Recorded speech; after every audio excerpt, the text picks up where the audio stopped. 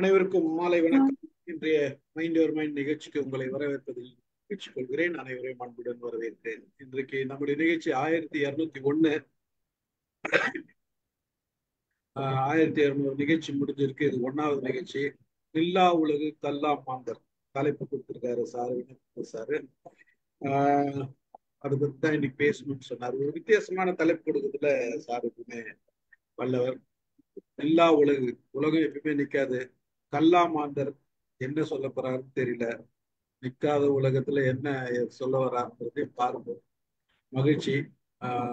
இந்த நேரம் திரு வினயதீர்த்தன் சாருக்காக நீங்க ஆரம்பிக்கலாம். எங்கள் வாழ்வும் எங்கள் வளமும் மங்காத தமிழென்று சங்கே முழங்கு. அன்பர் பணி செய்ய என்னை ஆளாக்கி விட்டுவிட்டால் இன்ப நிலை தானே வந்தெய்தும் பராபரமே. நம்முடைய mind your mind with Stephen Raj இன்று மைண்ட் யுவர் மைண்ட் இன்டர்நேஷனல் என்று பேரிலே அழைக்கப்படுகிற நமது தளத்தில 1201வது நிகழ்ச்சி இது. அதுவே ஒரு 5 ஆண்டுகளுக்கு மேலே இந்த அருமையான தளத்துல நான் சேர்ந்து பயணிக்கிறேன், பங்களிக்கிறேன், கற்கிறேன், பெறுகிறேன், அதனால பயனுறுகிறேன் என்பது இன்றைக்கு நமது மூர்த்தி ஐயா வந்திருக்காங்க, நமது விஜயலட்சுமி அவர்கள் வந்திருக்காங்க, நண்பர்கள் வந்திருக்காங்க. அவங்களுக்கெல்லாம் தெரியட்டும்ங்கிற ஒரு இதுலையும் இத சொல்றேன். இதுல என்ன சிறப்புனா இந்த 1200 நிகழ்ச்சிகளும் யூடியூப்ல இருக்கு. அதனால என்றைக்கும் ஒரு நிலை பெறுதல், இன்றைக்கு நிலை பெறுதலையும் நிலையாமையையும் பற்றி தான் நான் இப்ப பேச போறேன். இந்த மாதிரி ஒரு அருமையான தளத்தை நிறுவியுள்ள இனிய நண்பர் திருமிகு ஸ்டீஃபன் ராஜ் சார் அவர்களுடைய இனிய துணைவியார் திருமிகு மாலதி அவர்கள் மற்றும் இந்த தளத்துல தொடர்ந்து பயணிக்கிற இனிய நண்பர்கள், ஒரு இணையத்திலே உறவாகி குடும்ப உறவுகளாகவே மாறி மிகச் சிறப்பாக ஒருவருக்கு ஒருவர் உடுக்கை இழந்தவன் கைபோல அங்கு நெடுக்கன் கிடைவதாம் நட்புங்கிறார். அது மாதிரியெல்லாம் ஒரு உதவுகிற ஒரு நிலைக்கு வந்திருக்கிற இனிய நண்பர்களையும் இணைந்திருக்கிற நண்பர்களையும் வழங்கி என்னுடைய உரையை தொடங்குறேன். இந்த உலகத்துல நில்லா உலகு அது ஓடிக்கிட்டே இருக்கு. ஆனா அதுல நிலை பெறணும் அப்படிங்கிற ஆசை எல்லாருக்கும் இருக்கு. அந்த ஆசை ஒரு பேராசையா இருக்கு. ஆனால் அதற்கு நிலை பெறுவதற்கு என்ன செய்யறான் கல்லாமாந்தர்? இது புறநானூற்று தொல்காப்பிய வரிகளே இந்த இதுகள்லாம் இருக்கு. காஞ்சித்திரை பாடுகிற போது அவர் சொல்றாரு நில்லா உலகுங்கிறாரு. திருக்குறள் நில்லா உலகு சொல்லுது. கம்பன் நில்லா உலகத்தில் இல்லாதனை இல்லை அப்படி என்று கம்பன் பயன்படுத்துகிறான். இந்த நில்லா உலகுங்கிறது எனக்கு ரொம்ப என்னை கவர்ந்த ஒரு சொல்லு. அது மாறிக்கொண்டே இருக்கிறது. நான் இன்றைய உரைக்காக புத்தரையும் நிறைய இப்ப படிச்சேன். ஆனால் முழுவதும் உள்வாங்க முடியல. இந்த உரையோட அதுலயும் சொல்றேன். அவர் சொல்லுகிறார், அது ஓடிக்கொண்டே இருக்கிறது, ஒரு ஆறு போல ஓடிக்கொண்டே இருக்கிறது. ஒரு கணம் அது மாறிக்கொண்டே இருக்கிறது. ஒரு ஆற்றிலே 2 முறை இறங்க முடியாதுங்கிறார். ஏன்னா அது ஓடிக்கிட்டே இருக்கு, அந்த ஆறு நிலை இல்லை. அது மாதிரி இந்த டைம்ங்கிறது ஒரு தீரா நதிங்கிறாங்க, அது ஓடிக்கிட்டே இருக்கு. அதுல நம்ம நிலை பெறணும் அப்படின்னு பலரும் முயற்சிக்கிறாங்க, பலவற்றையும் முயல்கிறார்கள். அவர்களுடைய முயற்சிகளிலே எத்தனை பேர் வெற்றி பெறுகிறார்கள்? சரியான முறையிலே முயல்கிறோமா? ஏதோ ஒரு காணல் நீரை விரட்டி அதுல போய் நிலை பெறணும்னு நினைக்கிறோமா? இப்படியெல்லாம் நான் நினைத்து பார்த்தது. நான் 10 நேச்சுரல் லாஸ் ஃபார் சக்சஸ்ன்னு ஒரு உரை கொடுத்தேன். இங்கேயே வெற்றிக்கு விதி 10, வெற்றிக்கு வித்து விதிகள் 10ன்னு பேசணும். அந்த நேச்சுரல் லாஸ்ல லா ஆஃப் இம்பெர்மனன்ஸ் அப்படிங்கிறத பேசணும். அப்ப இந்த உலகம் நிலையாத உலகம், இதுல நிலை பெறுதல், அதுக்கெல்லாம் என்ன? இந்த உலகத்துல சங்க இலக்கியம் என்ன சொல்லுது? சங்க இலக்கியம் வாழ்க்கைய அப்படியே பதிஞ்சுக்கிட்டு போகுது. அதற்கு பின்னாடி வர்ற சமய இலக்கியங்கள் அது நம்ம நில்லாதவன் அதாவது இந்த உயிர்கள் எல்லாம் நில்லாதவை, ஆனால் நிலை பெற்ற ஒருவன் இருக்கிறான். அவனுடைய திருவடிகளை பற்றி கொண்டால் அந்த நமக்கு என்னென்ன நிலையாமைக்கு என்னென்ன குணங்கள் இருக்கோ அதுகளெல்லாம் இல்லாமல் பூரணத்துவமாக ஒருவன் இருக்கிறான். அவனை பிடிச்சுக்கிட்டா, அவனை நம்பினா எல்லாம் போகுங்கிறான். அதற்கு அப்புறம் வர்ற நமது பாரதிதாசன் சொல்லுகிற அந்த முதியோர் காதலிலே வருகிறதையும் நான் முக்கியமா பார்க்கிறேன். எல்லாவற்றுக்கும் மேலாக இந்த சங்க இலக்கியம் என்ன சொல்லுது? 3 நிலையாமை சொல்லுகிறார்கள். 1 இளமை நிலையாமை, 2 செல்வம் நிலையாமை, 2வது இளமை நிலையாமை, 3வது யாக்கை நிலையாமை. இதை 3ஐயும் பத்தி பேசிட்டே வர்றாங்க. நிலைத்த புகழுக்கு என்னென்ன பண்ணினாங்க இந்த நமது இந்த மானிட சமுத்திரம்? நிலைத்த புகழுக்கு நிலை பெற வேண்டி என்னெல்லாம் பண்ணுச்சு? எனக்கு உலகத்தார் உள்ளத்திலெல்லாம் உளன் அப்படி என்கிற ஒரு பொய்யா வாய்மையில சொல்கிறார் வள்ளுவன். அப்ப உலகத்தார் உள்ளத்திலெல்லாம் உளனாதல், அது கூட நிலை பெறுதல். அதாவது எப்ப ஒருவன் இறக்கிறானா, இந்த உலகத்தில் அவனை பற்றி நினையாத ஒருவன் நினைக்காம ஒரு ஸ்டேஜ் வருது இல்ல, ஒரு நிலை வருது இல்ல, அந்த நேரத்துல தான் இறந்து போறான். அப்ப இந்த உலகத்தார் உள்ளத்திலெல்லாம் வாழ்தல், அதுக்கு என்ன பண்ணணும்? இது மாதிரி சில சிந்தனைகளை இந்த அறிவார்ந்த சபையில உங்களோட சேர்ந்து சிந்திக்கலாம் அப்படிங்கிறது தான் என்னுடைய நோக்கம். இப்ப நம்ம தொல்காப்பியம் சொல்லுகிறது, பாங்கரும் சிறப்பின் பல்லாற்றானும் பல்லாற்றானும் நில்லா உலகம் புல்லிய நெறித்தேங்கிறார். தொல்காப்பியத்துல திணை போடுகிற போது காஞ்சி திணைன்னு ஒண்ணு சொல்றாங்க. அது நிலையாமை சொல்கிறது. புதுவையில நிலையாமை, அதாவது அங்கே நான் இதுல சொல்ல வருகிறது, சங்க இலக்கியத்துல நிலையாமையை அப்படியே பதிந்து வைத்திருக்கிறார்கள். என்ன அப்படின்னுங்கிற அந்த காட்சியை பதிஞ்சு வச்சுட்டு போறாங்க. அதுல இருந்து நீங்க என்ன நம்ம இன்ஃபரன்ஸ் சில அதுக்கப்புறம் வருகிற இன்னொரு புலவன் அதுக்கு என்ன பண்ணணும்னு சொல்லிட்டு போறாரு. ஆனால் காட்சியத்தான், நிலையாமை காட்சியே அப்படியே பதிந்து வைத்து விட்டு போறாங்க. 2 பாடல்களை சொல்லிட்டு அப்புறம் அடுத்ததுக்கு போறேன். ஒருத்தர் இப்ப அதுக்கப்புறம் தொடர்ந்து சொல்றாங்க. அதுல அதாவது பாங்கரும் சிறப்பின் பல்லாற்றானும் நில்லா உலகம், அது புள்ளிய நெறித்தே உயிரும் உடம்பும் செல்வமும் இளமையும் முதலியவற்றால் நிலைவேறில்லாத உலகம் அப்படின்னு நச்சினார்க்கினியார் எழுதுறார்.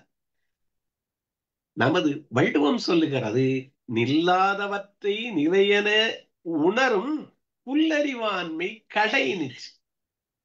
நிலைபெறாதவற்றை எல்லாம் நிலை என்று நினைக்கிற புத்தன் அதற்கு அப்புறம் சொல்லுகிறான், நிலை என்று எல்லாம் அதை பிடிச்சிக்காதீங்க, நறுக்குன்னு பிடிச்சிங்கன்னா அது நழுவி போயிடுது. உன்னுடைய ஒன்று மேல் பற்று ஒரு கை மணல் எடுத்துக்கங்க, அந்த மணலை நறுக்குன்னு பிடிக்கிற போது அது பிடிக்க நீங்க பற்ற அழுத்த அது உங்கள் கைகளில் இருந்து வெளியே நழுவி போய் விடுகிறது. அப்ப அப்படி போயிருச்சுன்னா என்ன வருது? துக்கம் வருகிறது. அப்படியெல்லாம் அதுக்கப்புறம் புத்தன் நிறைய இதை பத்தி சொல்றாரு. அவர் நிறைய யோசிக்கிறார். பேரறிவாளன் நமக்கு தோன்றிய ஒரு பேரறிவார். நில்லாதவற்றை நிலையனை என்று உணரும் புல்லறிவாண்மை கடையினர். மணிமேகலை சொல்லுது, இளமையும் நில்லா யாக்கையும் நில்லா வான்பெரு செல்வம் இல்லான்னு சொல்லி அவங்க எல்லாரும் பாடுறாங்க. எத்தனை பேர் உணர்கிறார்கள் அப்படிங்கிறதா அந்த கல்லாமாந்தர்னுங்கிற வார்த்தையை நான் சொன்னேன். இல்லாத உலகம்ங்கிறத எத்தனை பேர் உணர்ந்து அதற்காக நிலை பெறுவதற்காக ஏதாவது ஒன்று முயல்கிறோமா அப்படிங்கிறதான் நினைச்சு பார்க்கணுங்கிறத இந்த உரையான வச்சுட்டேன். அப்ப அவர் நாலடியார் சொல்லுது, அறுசுவை உண்டி அமர்ந்து இல்லாள் ஊட்ட. அறுசுவை உண்டி அமர்ந்து, பக்கத்துல அமர்ந்து இல்லாள் ஊட்டுறாளாம். அத இவன் மறுத்து வேண்டாம் கூட சொல்றான். மறுசிகை நீக்கி உண்டாரும்.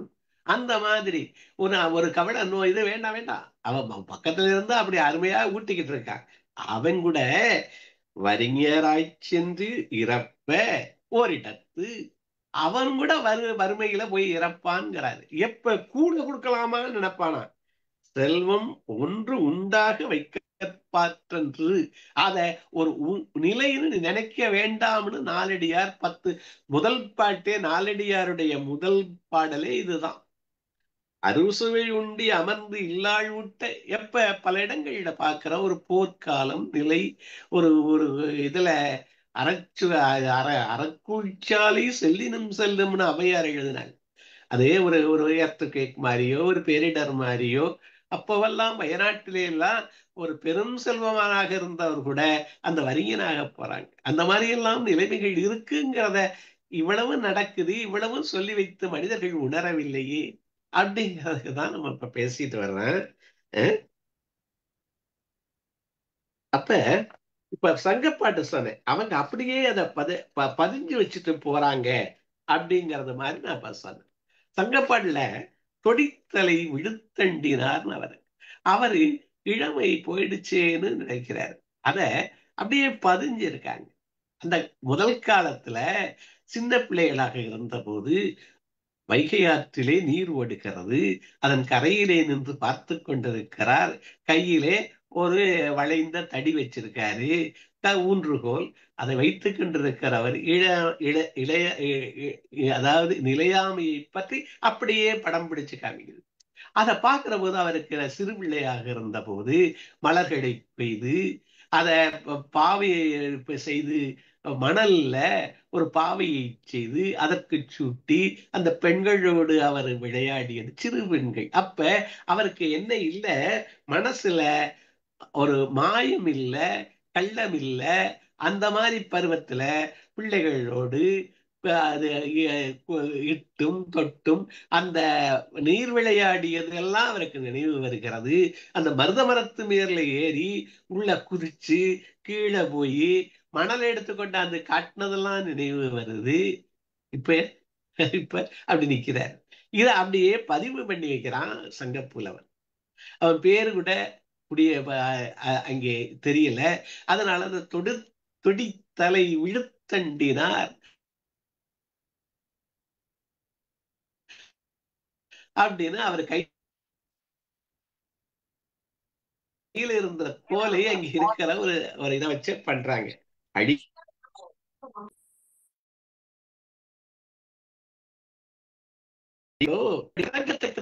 இருக்கு. இப்ப சொல் அதுதான் சொல்ல முடியுது. பெருமூதாளோன் ஆகிய எனக்கு மூதாளன் நான் பெருமூதாளன் ஆகிவிட்டேன் அப்படின்னு அதை பார்த்துட்டு இருக்கேன். இதே மாதிரிதான் இன்னொரு பக்குடுக்கு நன்கணியார்னு அவரும், அதாவது நான் என்ன சொல்கிறேன், சங்கப்புலவன் அப்படியே பதிந்து வைத்து விட்டு போகிறான், நீ புரிஞ்சுக்கன்னு சொல்லிட்டு போறான். அவர் என்ன சொல்றாரு, ஒரே வீதி ஒரு இல்லத்துல ஓரில் நெய்தல் அங்கே ஒருவர் இறந்துட்டாரு. அங்கே ஒரு ஒலி அவல ஒலி எழுகிறது. இன்னொரு இடத்துல ஓரில் ஈர்ந்தன் முழவின் பாணி ததும்ப முழவின் பாணி ஈர்தன் அப்படி குளிர்ந்த அவ்வளவு சிறப்பான மன ஒலி இருக்கிறது ஒரு வீடுகள்ல. ரெண்டு எதிரெதிர் வீடுகள் தான். உணர்ந்தோர் அவர்கள் இணைந்தவர்கள் பூவணி அணைகிறாங்க. பிரிந்தோர் பைதல் உண்கண் பணிபார்வு கண்களிலிருந்து நீர் வழிந்தோடுகிறது. இத பார்க்கிறாரு. படைத்தோன் மன்றல் அப்பண்பில்லாமனே, அவரு படைத்தவன் பண்பில்லாதவனோ அப்படின்னு கேட்கிறாரு. கேட்டுட்டு இன்னாதம்மை உலகு, இந்த உலகம் இன்னாது, அது நில்லா உலகம். இதிலே என்னத்தை காண்கோடு, இனிய காண்க அதன் இயல்புணர்ந்தோரே, அதனுடைய இயல்பை உணர்ந்தவர்கள் இனிமை காண்க அப்படின்னு சங்கப்புலவன் முடிகிறான். இப்ப இதுக்கு இந்த இனிய காண்பது எப்படி அப்படிங்கறதான் நம்ம பார்க்கணும். இனிமை என்ன அப்படிங்கிறது இங்கே புத்தன் நிறைய பேசுறாரு. அவரு இந்த நில்லா உலகத்துக்கு அவரு நிறைய பேசுறாரு. நான் அத முழுவதும் படிச்சேன். ஆனாலும் என்னால அதை கொஞ்சம் கடைசியில படிச்சதுனால இப்பதான் சமீபத்துல அத கொஞ்சம் கொஞ்சமாக படித்து கொண்டு வர்றதுனால என்னால முழுவதும் அதை உள்வாங்கவும் முடியல. ஆனால் எல்லாம் தெரிஞ்சதுதான். லெட்டிங் கோங்கிறாரு, ஃப்ரீடம்ங்கிறாரு, நம்ம எதையும் பிடிச்சுக்கிறோம்ங்கிறாரு. இந்த அந்த துக்கத்துக்கு காரணம் அவர் சொல்றாரு, எல்லாம் மாறிக்கொண்டே இருக்கின்றன. இந்த மலைகள்னு நினைக்க வேண்டாம், அது மாறுகிறது. அதனுடைய மாறுதல் ரேட்டு வேணா குறைச்சல இருக்கு. அது மாதிரி அது மட்டும் இல்லை, நமது நினைவுகள் மாறுகின்றன, நமது உணர்வுகள் மாறுகின்றன. இந்த நொடியில ஜாயா இருக்கும், மகிழ்ச்சியோட இருக்கும், அடுத்த நொடி சேட்னஸ் வருது. அப்ப மாறுது. 4 இடம் சொல்றாரு. ஒன்று பிறக்கிறது, அடுத்தது அது வளர்கிறது, அதற்கப்புறம் சிதைவுற ஆரம்பிக்கிறது, அதற்கப்புறம் செசேஷன். 4 விதமும் அது நடந்துகிட்டே இருக்கு. இது எல்லாத்துக்கும் சொல்றாரு. மூச்சு அதை கவனி, உடம்பை கவனிங்கிறாரு. மூச்சு எழுகிறது, உச்சத்தை அடைகிறது, அப்புறம் கொஞ்சம் கொஞ்சமாக வெளியேறி விடுகிறது. எல்லாமே அவர் ஒவ்வொன்றையும் நீ பாரு. அத நீ அந்த இதை விளைவை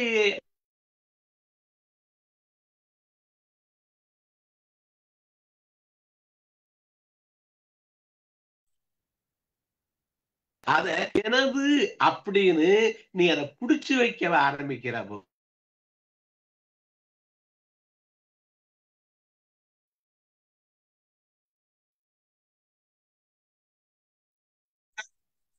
இருந்தாலும் சரி, அது நில்லாத தன்மைதான். அப்ப அந்த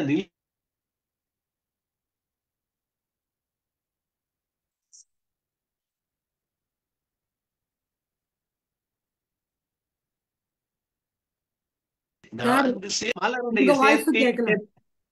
என்னுடைய வாய்ஸ் கேட்கலையா? விட்டு விட்டு வருது. அது எனக்கு தெரியும். சார் வாய்ஸ் வரல. இப்ப வருதா? உங்களுக்கு வருது. ஆனா வந்து கொஞ்சம் ஹேங் ஆகி வருது. பேசுங்க. அது இது இன்டர்நெட் பிரச்சனை இருக்கோ? இன்டர்நெட் பிரச்சனை தான். சரி, அது நிலையாம இருக்கு, பார்க்குது போல இருக்கு.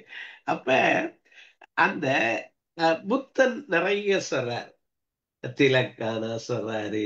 அதாவது understanding it helps sense of லைஃப்ங்கிறார். அவரு அது ஓடுது, ஆனால் நீ ஓடுவது என்பதை உணர்ந்து, நிலையாமைன்னு நீ உணர்ந்து, அது நிலைத்திருக்கிற போது அதனோடு அன்போடு எழுது. அவரு டிட்டாச்மெண்ட் சொல்லுகிற போது அது இருக்குல்ல, இருந்த வரைக்கும் அது எப்பவுமானும் பிரிய.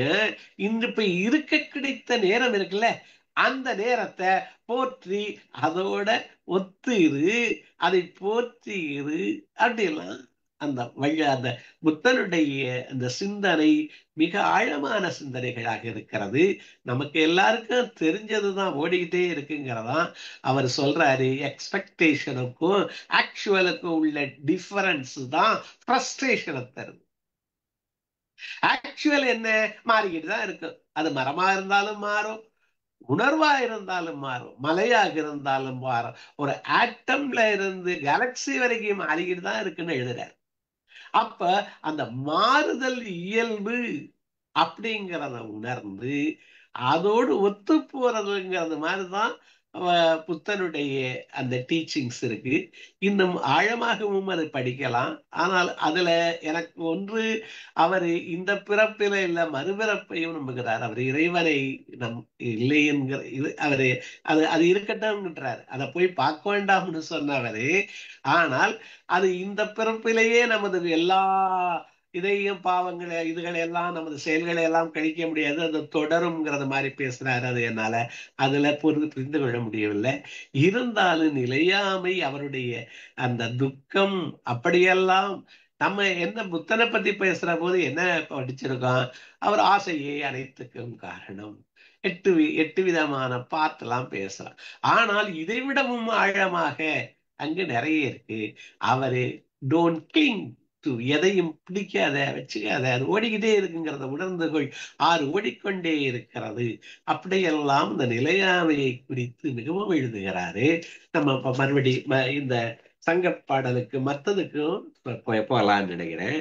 இப்ப இப்ப இதுவரைக்கும் நான் சொன்னது அந்த பாங்கரும் சிறப்பின் பல்லாற்றானும் நில்லா உலகம் புள்ளிய நெறித்தேன்னு தொல்காப்பியம் அது இன்னாதம்மை இவ்வுலகு இனிய காண்பர் அதன் இயல்புணர்ந்தோரே. இந்த இயல்புணர்தல் அதற்கு என்ன பண்ணணும் அப்படிங்கிறதுக்காக தான் முதல்ல ஆரம்பத்துல இருந்தே நினைச்சிருக்காங்க. இந்த மனித குலம் என்றைக்கு தோன்றியதோ அன்றையிலிருந்து இந்த மனிதன் இதை நினைச்சுட்டே இருக்கான். என்ன பண்றது? அதாவது ஒன்று நினைக்கிறான், பிறப்புக்கு முன்னாடி நம்ம என்னவாக இருந்தோம், பிறப்புக்கு அப்புறம் என்னவாக போறோம். இந்த நினைப்பு அவனை பாடாப்படுத்தி இருக்கு. எல்லா மதங்களும் அதை ஒட்டித்தான் எழுதுகிறது. பிறப்புக்கு பின் என்ன ஆக போறோம் அதற்கு. ஆனால் நமது சங்க இலக்கியம் அது என்ன பேசுதுன்னா உள்ளதை அப்படியே எந்த வாழ்க்கையை அப்படியே எழுதிட்டு போ. அந்த வாழ்க்கைக்கு வழி சொல்லுகிறான் அவன். அந்த வழிய நான் சங்கப்புலவன் சொல்லுகிற வழிய இதனுடைய எல்லா அருளாளர்களும் அந்த வழிகளை சொல்லுகிறார்கள். அதை எவ்வளவு தவணை சொன்னாலும் நம்ம செய்யலையேங்கிறது தான் அந்த கல்லாமாந்தர்ங்கிற வார்த்தையில நான் கொண்டுகிட்டு வந்தேன். இப்ப சமய இலக்கியவாதி சொல்றாரு, நான் சொன்னேன் எல்லாரும் நிலைபெறுத்தல விரும்புறாங்க, இங்கே நிலைத்திருக்கணும்னு விரும்புறாங்க, அதற்கு என்ன பண்ணணும்னு நினைக்கிறாங்க. இப்ப அப்ப நிலைக்க முடியலையேன்னு சொல்ற போது ஒன்று நிலைத்ததை ஒருவனே, ஆனா அது முடிவு இல்லாதவன், பிறப்பிறப்பில்லாதவன். நான் பிறந்திருந்து கஷ்டப்படுறேன், ஆனா அவன் பிறப்பிறப்பில்லாதவன். அப்படியெல்லாம் ஒருவரை சொல்றாங்க. அவனை நம்புங்க, அவன் சால்வேஷனா இருப்பான் அப்படின்னு வந்துட்டு வருது. இப்ப நமது அப்பரடிகள் சொல்றாரு, நீ நாளும் நன்னெஞ்சே நினை கண்டாய், நீ நாளும் நன்னெஞ்சே நினை கண்டாய், யார் அறிவார் சானாளும் வாழ்நாளும். யார் அறிவார் சானாளும் இறக்கப் போருகிற நாள்களையும் வாழ்கிற நாள்களையும் யார் அறிவார்? சாய்க்காட்டு எம்பெருமாற்கே, திருச்சாய்க்காடு என்கிற ஊரிலே இருக்கிற பெருமானுக்கு பூ நாளும் தலை சுமைப்பாய், பூ நாளும் தலை சுமப்பாய், புகழ் நாமம் செவி கேட்ப நாளும் நவின்றேத்த பெறலாமே நல்வினையேன்னு அவர் முடிக்கிறார். அதாவது ஐக்காட்டில் இருக்கிற இறைவனுக்கு பூவை நாளும் சுமந்து அவன் புகழை நாளும் பாடி நீ என்ன பண்ணுவாயா, உன்னுடைய வினைப்பயனை தீர்த்து கொள்வாய் அப்படி என்று ஞான சம்பந்தர் பாடுறார். இதே அதாவது நிலையாமையை சொல்லி சமயம் முழுவதும் நிலைத்த ஒருவனை பற்றி கொள் அப்படின்னு சொல்ல வர்றாங்க. நீ நாளும் நன்னெஞ்சே நினை கண்டாய், யார் அறிவார் சாநாளும் கள்நாளும் சாய்க்காட்டு எம்பெருமாற்கே, பூ நாளும் தலை சுமப்ப புகழ் நாமம் செவி கேட்ப நாளும் நவின்றேத்த பெறலாமே நல்வினையை. நிலையாமையை கூறி இறை வழிபாட்டிலே நெறிப்படுத்துகிறார். இது அப்பரடிகள் என்ன சொல்றாரு, இன்னொரு பாட்டு, இந்த 2 பாட்டை மாத்திரம் இதுல சொல்லிட்டு மேல போறேன். இன்றுளார் நாளை இலை என்னும் பொருள் ஒன்றும் ஓராது. இன்றுளார் நாளை எனும் நெருடலுடன் ஒருவன் இன்றில்லையின் பேருடைத்து என்று நமக்கு சொல்லி நிலையாமையை நச்சு நடுகிறார். இதுக்கு மேல நிலையாமையை சொல்ல முடியாது. வள்ளுவன் சொன்னது மாதிரி இன்றுளார் நாளை இலை என்னும் பொருள் ஒன்றும் ஓராது, உளிதரும் ஊமர்காய் ஊம மாறி அன்று வானவர்க்காக விடமுண்ட கண்டனே, காட்டுப்பள்ளி கண்டு உய்மையினே, திருக்காட்டுப்பள்ளியில இருக்கிறவனை கண்டு உயிர்கள். அவன் விடமுண்டவன், அவன் மக்களுக்காக அன்று அல்லலை அவனே எடுத்துக்கொண்டவன், துன்பத்தை ஏற்றுக்கொண்டவன், அவனை போய் சேர்ந்தால் உனக்கு துன்பம் வராதுங்கிறது மாதிரி அப்பரடிகள் பாடுறாரு. இதையே ஜெயமோகன் ஒண்ணு எழுதுறாரு. அவர் வீட்டுக்கு பின்னாடி ஒரு மாதா கோயில் இருக்கான். அங்கே புலம்பலே என் காதில் விழுகிறதுங்கிறாரு. என்ன புலம்பல்? கிருபையை தாரீர், ஏதத்தாரீர் ஒவ்வொன்றாக. அதாவது இங்கே போய் நீ உயலாம்னு சொன்னது மாதிரி ஒவ்வொரு மதமும் நம்பு, உனக்கு மேலே ஒன்று உண்டு, நிலைத்தது ஒன்று உண்டு, அதை நம்புனா நீ நல்லா இருக்கலாம் அப்படிங்கிறது மாதிரி இந்த சமய இலக்கியங்கள் முழுவதும் சொல்லுது. அதுலதான் அவர் சொல்றாரு எல்லாரும் அந்த அங்கே கேட்பது, அங்கே கேட்கிற நாள் முழுவதும் கேட்கிற ஒளியெல்லாம் நான் எனக்கு இதை தருவாய், அதை தருவாய், இதை போக்குவாய் அப்படின்னு தான் கேட்டுக்கிட்டு இருக்காங்க. அந்த ஒளிதான் என் காதுகளிலே விழுகிறதுன்னு அவர் சொல்றார். இப்போ இதே பின்னாடி கொஞ்சம் பின்னாடி வந்தவங்க கொஞ்சம் மாற்றி பாடுறாங்க. அருணகிரிநாதர் ஒண்ணு பாடுறாரு. வையிற்கதிர் வடிவேலோனை வாழ்த்தி, வடிவேலோனை வாழ்த்தி வருங்கென்றும் நொய்யிற் நொய்யிற் பிழவேனும் பகிர்மின்கைன்னு சொல்றார். நொய்யரிசி, நொய்யரிசிங்கிறது உங்களுக்கு தெரியும், அரிசியில நொய், அந்த நொய்யரிசியில ஒரு பிழவையேனும் கொடுங்கள் அப்படின்னு கொஞ்சம் அதை அதோட சேர்க்கிறாங்க. நிலையாமையை பாடி இங்க போங்க, இங்க பாடுங்க, இங்க அந்த புகழை அவன் புகழை பாடுங்கள்னு சொல்றதுக்கு அவட சேர்த்து அடுத்தாப்புல வர்ற அருளாளர்கள் இதையும் சேர்த்து கொஞ்சம் கொஞ்சம் சேர்த்துக்கிட்டு வர்றாங்க. என்ன வையிற்கதிர்வடிவேலோனை வாழ்த்தி வருங்கற்கு என்றும் நொய்யிற் பிழவழவேனும் பகிர்மின்கள்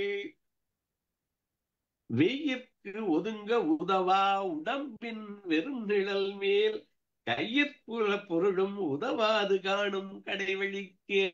இந்த நிலையாமை எப்படி சொல்றாரு, வெயிலுக்கு ஒதுங்க நிழல் கூட நம்மளால கொடுக்க முடியாது. நம்மளால இந்த உடலை வச்சுக்கிட்டு வெயிலுக்கு உதங்க மரம் எவ்வளவோ ஒரு அநீதிய குறவி எல்லாம் ஒதுங்கிறதுக்கு இடம் கொடுக்குது. நம்ம நிழல்ல ஒதுங்க கூட ஒருத்தங்க ஒதுங்க கூட முடியாது. அதை வச்சுக்கிட்டு உதவா உடம்பின் வெறும் நிழல் போல் கையிற்புற பொருளும் உதவாது காணும் கடைவழிக்கு, இந்த பொருளை கொடுத்து வாழ் அப்படின்னு சொல்ல ஆரம்பிக்குது. அதற்கு பிறகு வந்த அருளாளர்கள் இதை திருப்பி திருப்பி சொல்றாங்க. ஆனாலும் மனிதன் ஏற்கவில்லை அப்படிங்கிறது மாதிரி தான் நான் பார்க்கிறேன். நல்ல அரசியல்களில் நெறிப்படுத்தவும், தீய வழிச்செயல்களில் ஈடுபடாமல் அறவழியில் ஈடுபடவும், இறை வழிபாடத்தில் ஈடுபடவும் இந்த இலக்கியங்கள் எல்லாம் சொல்கின்றன அந்த ஒரு முருகேசன் என்பவர் எழுதுறாரு. அப்போ இத கொஞ்சம் கொஞ்சமாக பார்க்கிற போது என்ன, இது அச்சுறுவத்திற்கு விரக்தியிலோ ஆழ்ந்த இல்லை, அதாவது அச்சுறுத்தலுக்கோ விரக்தியில் ஆழ்வதற்கோ சொல்லல அப்படின்னு சொல்றாங்க. இந்த நாட்டத்துல சோழன் இளங்கிள்ளிட்ட புறநானூற்று புலவன் என்ன பண்ணணும்னு சொல்றான். என்னென்ன பண்ணணுங்கிறத வள்ளுவம் நிறைய சொல்லுது. இப்ப சங்கப்புலவன் என்ன சொல்லி கொடுத்தாங்கன்னு பார்த்துட்டு நம்ம இதுக்கு என்ன சொல்லுதுன்னு பார்ப்போம். இந்த எல்லா உலகத்தில் நிலை பெறுதலுக்கு அவர் என்ன சொல்றாரு, மாய்தல் உண்மையும் புறத்தல் உண்மையும் அறியாதோரையும் அறிய கட்டி திங்கள் புத்தேழ் திருதரும் உலகத்து. இந்த 3 வரி எடுத்துக்கலாம். திங்கள் புத்தேழ் திரிதரும் உலகத்து என்ன காமிக்குது, இந்த நிலவு அது என்னத்தை காமிக்குது, மாய்தல் உண்மையும், அது கொஞ்சம் கொஞ்சமா குறையிற உண்மையை காமிக்குது. இரவுல போயிட்டா பகல் வந்தா அது மாய்தல் உண்மையை காமிக்குது. பிறத்தல் உண்மையும் கொஞ்சம் கொஞ்சமாக வளர்றத காமிக்குது. இந்த உலகத்துக்கு பாடம் எது சொல்லித் தருகிறது, திங்கள் சொல்லித் தருகிறதா. மாய்தல் உண்மையும் பிறத்தல் உண்மையும், இதத்தான் மறுபடியும் புத்தன் அங்க சொல்றான், செசேஷன் வரைக்கும் சொல்றான். பிறத்தல சொல்றான், இருத்தல சொல்றான், டிக்கேய சொல்றான், அதுக்கப்புறம் மறைதல சொல்றான். எல்லாம் இந்த உலகத்தில் நடந்துகிட்டு இருக்கு. அது மாதிரி அவன் என்ன சொல்றாரு, நமது உணர்வுகளும் அந்த மாதிரி தான் இருக்குங்கிற. இதுவும் கடந்து போகும். நமக்கு இப்ப கோவம் வந்துச்சு, கோவம் இருந்துகிட்டே இருக்கா போகுதுல. அழுகை வந்துச்சு, அழுகை இருந்துகிட்டே இருக்கா போகுதுல்ல. அது ஓடிக்கிட்டே இருக்குங்கிறதான் புத்தன மறுபடி சொல்றான். இங்கே மலைதல் உண்மையும் புறத்தல் உண்மையும் அறியாதோரையும் அறிய காட்டி. எல்லாரும் சாதாரண இந்த கல்லாமாந்தரைக்கும் அது சொல்லிக்கிட்டு இருக்கு. அறிய காட்டி திங்கள் புத்தேழ் உலகத்து திரிதரும் உலகத்து வல்லாராயினும் வல்லுராயினும் வருந்தி வந்தோர் மருங்கு நோக்கி அருளவல்லை ஆகுமதி அப்படின்னு சொல்றான். சங்கப்புலவன் சோழன் நலங்கிழிக்கு பாடுறான். என்ன? வல்லாராயினும் வல்லுனராயினும் யாரு அவன் வருந்தி வந்தோ, நம்மகிட்ட யாரு வருந்தி வந்தாங்களோ மருங்கு நோக்கி அவனை அன்போடு பார்த்து வருந்தி வந்தோர் மருங்கு நோக்கி அருளவல்லை ஆகுமதி. இதத்தான் ஒரு முதிரா அதாவது குமணன் ரொம்ப நன்றி. குமணன் அவனுடைய இளங்குமணன் அவனுடைய தம்பி. அவன் ஒரு சூழலில் ஆட்சியை பிடித்து விடுகிறான். குமணன் பெரும்பள்ளல் முதிராமலை அப்படிங்கிற கிழவன் அந்த மலைக்கு சொந்தக்காரனாக இருந்தவன் காட்டுக்கு போயிட்டான். பெருஞ்சித்திரனார்வற்ற வர்றாரு. பெருஞ்சித்திரனார் வர்ற போது இவங்கிட்ட கொடுக்கறதுக்கு ஒண்ணும் இல்லை. அப்ப அவன் என்ன வாழை எடுத்து அவர்கிட்ட கொடுத்து, என் தம்பி என்னுடைய தலைக்கு ரூபா வச்சிருக்கான், இந்த தலையை வெட்டி எடுத்துட்டு போங்கன்னு கொடுக்கறான் சங்க புலவன். அப்ப மன்னா உலகத்து மண்ணுதல் வேண்டி, இந்த வரிதான் எனக்கு ரொம்ப பிடித்தமான வழி. அவர் சொல்றாரு, இந்த உலகம் இல்லாத உலகம், மன்னா உலகத்து மண்ணுதல் வேண்டி என்ன பண்ணா, தன்னை மாய்த்து கொண்டு தன் புகழ் நாட்டினான் அப்படின்னு அவர் பிடிக்கிறாரு. பெருஞ்சித்தனார் பாட்டுல தன்னை மாய்த்தும் தன் புகழ் நாட்டினான். அப்போ இந்த உலகத்துல நிலை பெறுதல்ங்கிற போது அதுக்குதான் நமது வள்ளுவம் சொல்லுது என்ன, அந்த ஒன்றா உலகத்து உயர்ந்த புகழல்லால் வேறு நிக்கிறதுக்கு ஒன்றும் இல்லை. அந்த புகழை ஈதல் இசைப்பட வாழ்தல் அதுவல்லது ஊதியம் இல்லை உயிர்க்குங்கிறார். இந்த உயிர் நமக்கு, இந்த உடலுக்கு உயிர் உடனே துணையாக இருக்கிறது. அந்த உயிருக்கு நாம் செய்யக்கூடியது என்ன, ஊதியம் என்ன? நம்மகிட்ட ஒரு வேலைக்காரர் இருக்காரு, அவருக்கு கூலி கொடுக்கணும் இல்லை. நம்மளை சுமந்து திரிகிற உயிர் அது போயிருச்சுன்னா இல்லை, அதற்கு இந்த உடலுக்கு ஊதியம், உயிருக்கு ஊதியம் என்ன? ஈதல் இசைப்பட வாழ்தல் தான் நமக்கு சொல்லி தர்றாங்க. அதத்தான் இவனு வருந்தி வந்தோருக்கு மருங்கு பார்த்து கொடு அப்படின்னு சங்க புலவன் சொல்லி தர்றான். இந்த மன்னா உலகத்து இந்த நிலைக்கிறதுக்கு மன்னுதல் வேண்டி. அப்போ என்னெல்லாம் கொடுக்கலாம்? நம்ம 5 லவ் லாங்குவேஜஸ் பேசணும். கூட இருக்கவங்களுக்கு நம்ம சொல்றோம், அவங்களுக்கு என்ன கொடுக்கலாம்னு நிறைய பேசுறான். திருமூலர் சொல்றாரு, யாவர்க்குமாம் இன்னுரை தானே. பசுவுக்கு ஒரு வாயுரை கொடுக்க சொல்றாரு, உண்ணும் போது ஒரு கைப்பிடி சோறு கொடுக்க சொல்றாரு. இதெல்லாம் நிலை பெறுதல் எல்லாருக்கும். இவரே நான் சொன்னேன், உலகத்தார் உள்ளத்திலெல்லாம் உளன். இப்ப சொர்க்கமும் நரகமும் எங்கே இருக்கு? சொர்க்கமும் நரகமும் இங்கதான் இருக்குங்கிறாங்க. அதுக்கு நிறைய கதைகள் எல்லாம் நீங்க நம்ம எல்லாரும் படிக்கிறோம். அதாவது கொடுத்தல், அடுத்தவருக்கு கொடுத்தலுக்கு இந்த கையை கட்டிட்டு உணவு, கையை மடக்க முடியாது, ஆனால் உணவு வச்சிருக்காங்க. அந்த உணவை அடுத்தவனுக்கு எடுத்து ஊட்டுனதாக ஒரு கதை. அடுத்தது, தானே உண்ண பார்த்தவன் ஒருவனும் சாப்பிட முடியல. அப்ப அங்கே சொர்க்கம் இருக்கு அப்படிங்கிறது மாதிரி கொடுக்கறதுல அடுத்தவருக்கு ஊட்டி 2 பேரும் பசியா இருக்கிறார்கள். அது மாதிரி நான் ஒரு கதையை எப்பவுமே சொல்லுவது உண்டு. சொர்க்கம் நமது ஆக்ஷன்ஸ்ல தான் இருக்குன்னு சொல்றது உண்டு. நம்ம ஒருவர் எழுதி கொண்டிருந்தார்னு ஒரு இது நான் சொல்லியிருக்கிறேன். புதியவர்களுக்கு நான் சொல்றேன். எழுதிக்கிட்டு இருக்க போது மனைவி ஒரு காஃபியை கொண்டாந்து வச்சாங்க. இவரு எழுதிக்கிட்டே இருந்தாரு. பையன் வந்தவன் தட்டி விட்டுட்டான், காஃபி கொட்டு போயிடுச்சு. அப்ப இவர் சொன்னாரு, என்ன உள்ள பண்ணி கிழிக்கிறாங்க, என் கையில கொடுத்துருக்கலாம்ல அப்படின்னு இவர் சொன்னார். அவங்க சொன்னாங்க, என்ன பெருசா எழுதுறீங்க, நீங்க பிடிச்சிட்டு எழுதியிருக்கலாம்ல அப்படின்னு அவங்க சொன்னாங்க. பையன் சொன்ன, நீங்க ஏன் ஓரமா வச்சீங்க அப்படின்னு கேட்டான். அப்ப நடந்தது 10, 90% நம்ம தான் அதை நரகமாக்குறோம். இதையே மாற்றி சொல்லி பார்த்தால், அவர் சொன்னாரு, காஃபி எவ்வளவு சூடா, வாவி பறக்க இருந்தது, மணக்க மணக்க இருந்தது, கெட்டியாக இருந்தது, நான் குடிச்சிட்டு எழுதியிருக்கலாம்னாரு. அந்த அம்மா சொன்னாங்க, நான் என்னங்க உள்ள பண்றேன், நீங்க குடிக்கிற வரைக்கும் கூட இருந்திருக்கலாம் அவங்களோட. பையன் சொன்னான், நான் தான் கவனமா இருப்போம். அங்கே சொர்க்கம் யாரால நிச்சயிக்கப்படுகிறது? அவங்களாலதான். நம்மளுடைய ஆக்ஷன்ஸ் தான் நிச்சயிக்கப்படுகிறது, ரெஸ்பான்சிபிள். அப்ப உலகத்தார் உள்ளத்திலெல்லாம் உளன் சொன்ன. அப்ப இங்கே சொர்க்கமாக உள்ளத்துல இருக்காது, நரகமா இருக்காது. எப்படி ஒருத்தரை நம்ம நினைச்சிட்டு இருக்க, நான் ஒண்ணு சொன்னேன், எப்ப ஒருவன் இறக்கிறான், இந்த உலகத்தில் ஒருவன் நம்மை நினையாது இருக்கிற வரை, நினைக்கிற வரை வாழ்கிறோம், எப்பொழுது நினைக்க போகுதோ அப்ப இறந்து போறோம்னு சொல்ல. எப்படி அவன் அவன் மனத்துல சொர்க்கம், நாம் செய்த நல்லது செய்தால் அவன் மனத்துல நாம் சொர்க்கத்துல இருப்போம். நாம் எங்கேயாவது ஒரு கல்வி கொடுத்த காமராஜ் அவர்கள் நினைத்தால், அது மாதிரி முன்னின்றவர்களை எல்லாம், நல்லது செய்தவர்களை எல்லாம் நினைக்கிற போது அவர்கள் சொர்க்கத்துல இருக்காங்க நம்ம மனசுல.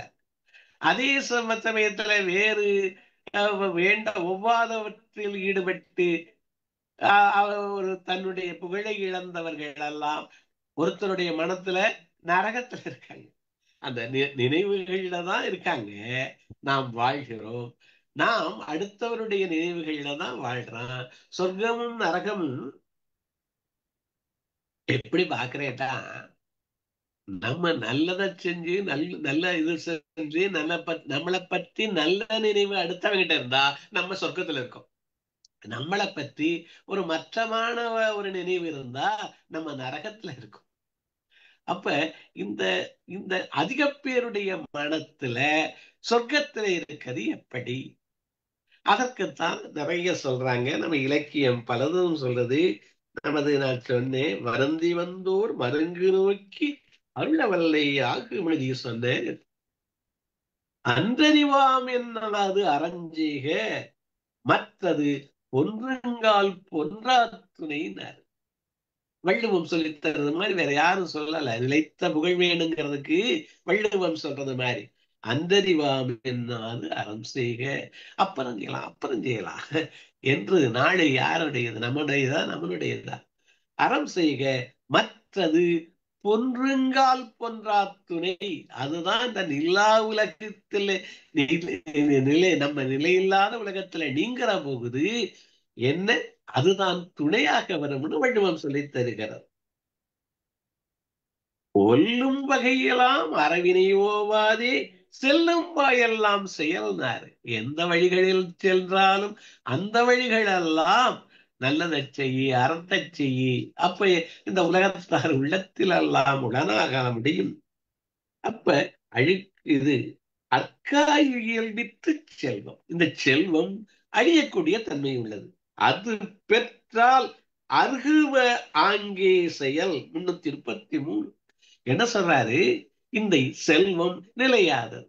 அற்காய் இயல்பித்து செல்வம் அது பெற்றால், கிடைக்க பெற்றால் நிலையில் அருகுவ ஆகுங்கே செயல். இந்த அருகுவ அது நிலைபெறுத்தல் எங்கே? உருணி நீர்நிறைத்தே உலகமாம். அதாவது பேரறிவாளனிடம் செல்வம் வந்தால் அது ஊர்ணியில நீர் நிறைத்தது. நயனுடையான் கண் செல்வம் வந்தால் இந்த பயந்துக்காது எல்லாருக்கும் செய்வான். மருந்தாகித்தப்பா மரம் சொன்னார். அப்போ நம்ம இந்த உலகத்தாரால் பேசப்பட வேண்டும் என்றால், உலகத்தார் உள்ளத்தில் வாழ வேண்டும் என்றால் இத செய்யணுங்கிறது தான். எதை செய்யணும்? நாச்சற்று விட்குள் வாராமுன் நல்வினை மேற்சென்று செய்யப்படும். நாச்சற்று, நான் இழுத்துக்கிடுச்சு, நாக்கே இழுத்துக்கிடுச்சு, விக்கல் வந்துருச்சு. என்ன அல்ல, விக்க மக்கள் மேல் வாராமுன் பேச்சு இல்ல. அதுக்கு முன்னாடி நல்வினை மேற்சென்று செய்யப்படும், முயன்று செய்யுங்கள். நம்ம சொல்றோம் இங்கே அழகப்பர் பாம்பாடும் இடமெல்லாம் பந்தாடும் இடமாக பல்கலைக்கழகமாக பயின்றிருக்கார். அழகப்பன் ஒருத்தர் தான் அவருக்கு சம்பாதிச்சாரு, மற்றவெல்லாம் அடுத்தவனுக்கு சம்பாதிச்சாருன்னு ஒருத்தர் எழுதினார். அது என்ன பொருள்? அடுத்தவனுக்கு சம்பாதிச்சார்னா அவனுடைய மகனுக்கு சம்பாதிச்சிருக்கலாம், அவனுடைய பேரனுக்கு சம்பாதிச்சிருக்கலாம், அல்லது எவனோ லீகலா எவனோ எடுத்துட்டு போயிருக்கலாம். ஆனால் அழகப்பர் சம்பாதித்த பொருள் இன்றும் அவரை சொல்லிக்கிட்டு இருக்கு. இன்றும் பல்லாயிரக்கணக்கான மாணவர்களுடைய மனதிலே அவர் வாழ்கிறார், பேரை சொல்லிக்கிட்டு இருக்கு. அப்ப இந்த நில்லாத உலகத்தில் நிற்கிற வழி இப்போ அது முன்னாடி கொடுப்பதும் உலகத்தில் எல்லாம் சொர்க்கம்ங்கிறது அதான். உள்ளத்தால் பொய்யாது ஒழுகின் உலகத்தார் உள்ளத்து எல்லாம் உளன் அப்படிங்கிறத நமக்கு சொல்லி காமிக்கிற வழி. வழங்கலும் துய்த்தலும், பழமொழி நான் ஒரு சொல்லுது, வழங்கலும் துய்த்தலும் தேற்றாதான் பெற்ற முழங்கு முரசுடை செல்வம் முத்துதிரும் வெற்ப அதுவன்றோ நாய் பெற்ற செங்கம்பளம். நாயிட்ட ஒரு தேங்காய் கிடைச்சா அதை என்ன பண்ண? அதை உடைக்கவும் முடியாது, அதை திங்கவும் முடியாது. பிறர் வந்தா இது குறைக்கும். அப்படி இந்த செல்வத்தை வச்சுக்கிட்டு என்ன பண்ண போறான்னு தமிழ் சொல்லுது. அப்ப எல்லாம் இது இவ்வளவு இருக்கிற போது நமது பாரதிதாசன் தொல்காப்பியம் ஒன்றையும் சொல்லி இதை முடிக்கலாம் நினைக்கிறேன். அதாவது நமக்கு நான் திரும்பவும் புத்தரை இதுல நிறைய பார்க்கணும்னு நினைக்கிறேன். அவர் நிறைய சொல்றாரு, இது ஒவ்வொன்றும் மாறிக்கொண்டே இருக்கின்றதுங்கிறாரு. இந்த மரம் மலை பொருட்கள் மட்டுமல்ல, மனத்து உணர்ச்சிகள் எல்லாம் மாறிக்கிட்டே இருக்குங்கிறாரு. இந்த கோபம் வந்தது நிற்கவில்லைங்கிறாரு. அப்ப எதையும் பிடிச்சுக்காதீங்க, அதை விடுங்கிறத அவர் சொல்றாரு. அது விடுகிற போது அதோடு இருக்க கிடைத்த நேரத்தை அனுபவியுங்கிறாரு. அவர் சொல்கிறது நிறைய விஷயங்கள் சொல்றாரு. புத்தரை திரும்பவும் படிக்கணும்னு நான் நினைக்கிறேன். இப்போ இந்த வாழ்க்கையில ஒன்று கொடுத்து வாழ்தல், இன்னொன்று மேற்பட்டது நமக்கு மேலே ஒன்று இருக்கிறது என்று நினைத்து அதனுடைய நம்பி வாழ்தல், இன்னொன்று வாழ்தல இயல்பாக முடிகிறாரு. நாம தொல்காப்பியர் வழி சொல்றார். காமம் சான்ற கடைக்கோட்காலை, காமம் சான்ற கடைக்கோட்காலை ஏமம் சான்ற மக்களோடு துவன்றி அறம்புரி மக்களோடு கிழவெனும் கிழத்தியும் சிறந்தது பயிற்றல் இறந்ததின் பயனேன்னு சொல்றார்.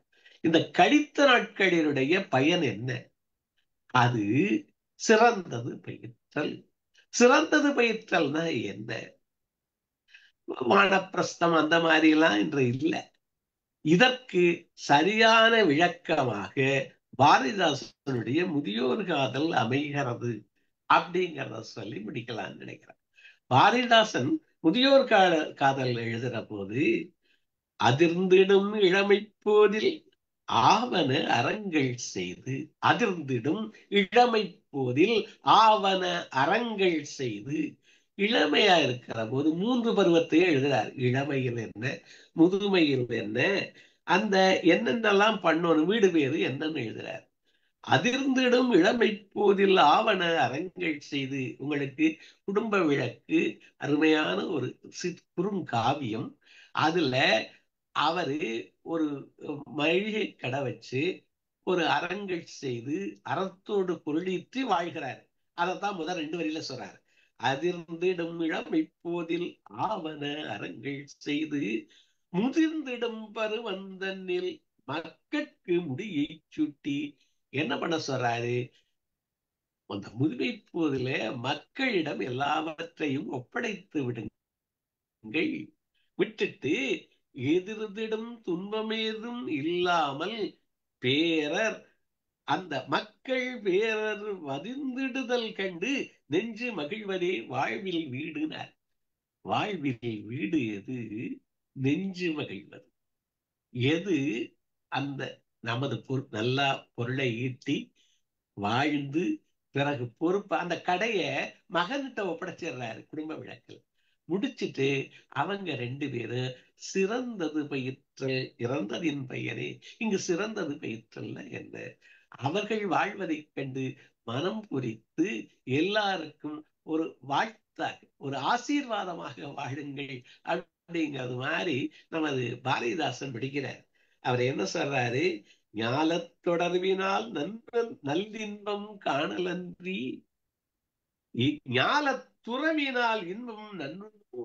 ஞாலத் தொடர்பினால் நல்லின்பம் காணலன்றி நல்லின்பம் ஞாலத் தொடர்பிலால இந்த எல்லாருக்கும் கொடுத்து வாழ்துன்னு சொன்னார்ல சங்கப்புலவன். வருங்கள் எல்லாருக்கும் கொடுத்து வாழ்தல்னால அது மாதிரி தான் ஈட்டிய பொருளை தன் வீட்டிலிருந்து எல்லாருக்கும் கொடுத்து அந்த விருந்தோடு வாழுங்கள் அப்படிங்கிறதுதான் நமக்கு சொல்லி தருகிறது இந்த சங்க இலக்கியமாகட்டும். அப்புறம் நமது பாரதிதாசன் அதைத்தான் சொல்றாரு. அப்போ தொல்காப்பியம் அதைத்தான் சொல்லுது, சிறந்தது பயிற்றல் வாழ்ந்தின் பயன் என்று தொல்காப்பியம் சொல்லுகிறது. நான் இப்போ இன்று நான் சிந்தித்து பார்த்த வகையில நிலையாமையை செல்வம் நிலையாமை என்று சொல்கிறார்கள் முதல்ல, அப்புறம் யாக்கை நிலையாமை, அப்புறம் உடம்பு நிலையாமை. இந்த நிலையாமைங்கிறது நிகழ்ந்து கொண்டே இருக்கிறது. இவன் புத்தன் சொல்கிறான் 6 ஓடிக்கொண்டே இருக்கிறது. அந்த 6 ஓடிக்கொண்டே இருக்கிற ஆற்றுல நம்ம அதை உணர்ந்து கொள்ளணும் அப்படின்னு அவன் சொல்லலாம். ஓடிக்கொண்டே இருக்கிற அந்த ஆற்றுல 2 தவணை இறங்க முடியாதுங்க. அப்ப இந்த உலகினுடைய இது ஒரு நில்லா உலகம். அதுல அந்த நில்லா உலகத்துல நம்ம சிலதை நெருக்கிலாம் பிடிக்காதீங்கிற, கிளிங் பண்ணாதீங்கிற, அது துக்கத்தை கொடுக்கிறது, ரொம்ப எக்ஸ்பெக்டேஷனை பண்ணாதீங்கிறார். அதோடு சேர்ந்து வாழுங்கிறார். ஒருவரோடு வாழ கொடுத்து வைத்திருக்கிறதா அந்த கணத்துல அந்த நொடியில அதோடு சிறந்த ஒரு வாழ்க்கையை வாழுங்க. அது இந்த வாழ்க்கை மாறும் நில்லா உலகம்ங்கிறது மனசுல இருந்துச்சுன்னா அது மாறுகிற போது அந்த துக்கம் வராது. எதிர்பார்ப்புக்கும் ஆக்சுவலுக்கும் உள்ள வித்தியாசம் தான் நமக்கு அந்த துக்கத்தை கொடுக்கிறது.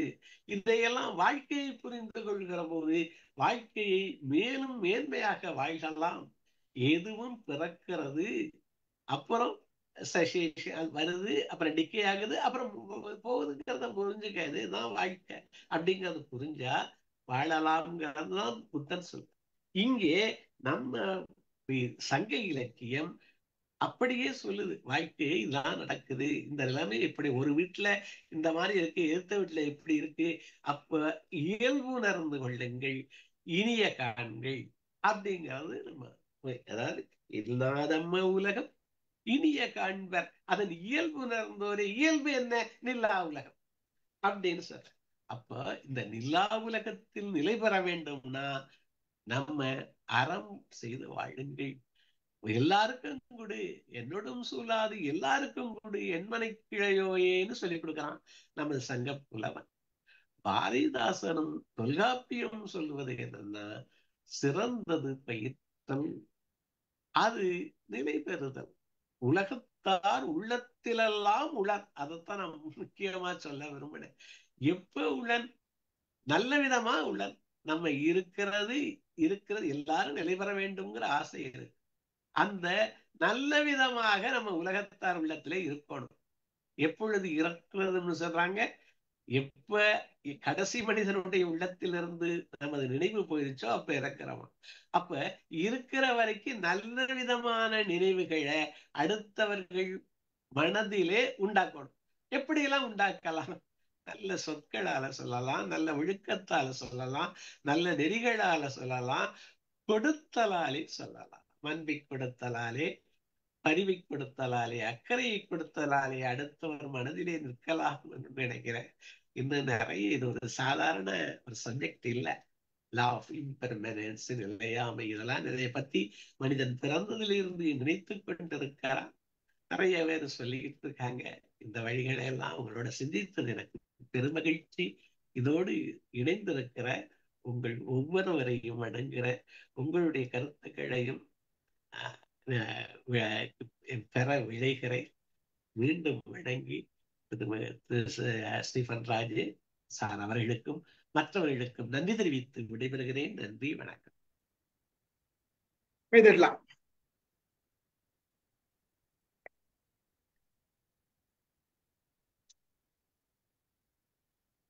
அருமை சார், மகிழ்ச்சி.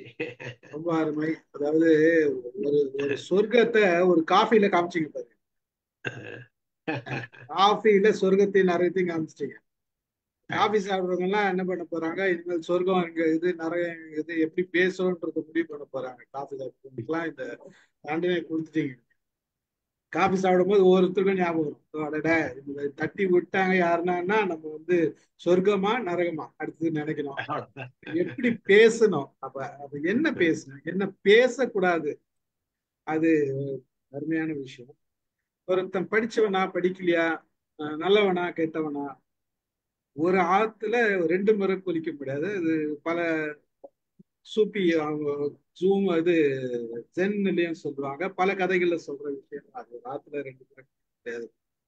ஏன்னா அந்த தண்ணி ஓடிட்டே இருக்கு, ஆறு தண்ணி ஓடிட்டே இருக்கு. அப்போ அந்த நீங்க முன்னாடி குடிச்ச தண்ணியில ஓடி, ஆனா அந்த உண்மைன்றது அது இல்லை, அதை சொல்லலை. இந்த உலகம் மாறிட்டே இருக்குது. இந்த உலகத்துல நீ ஒரு நேரத்துல இருக்கிற மாதிரி இன்னொரு நேரத்துல இல்லை, காலையில இருந்த மாதிரி சாயங்காலம் இல்லை அப்படின்றதுதான்.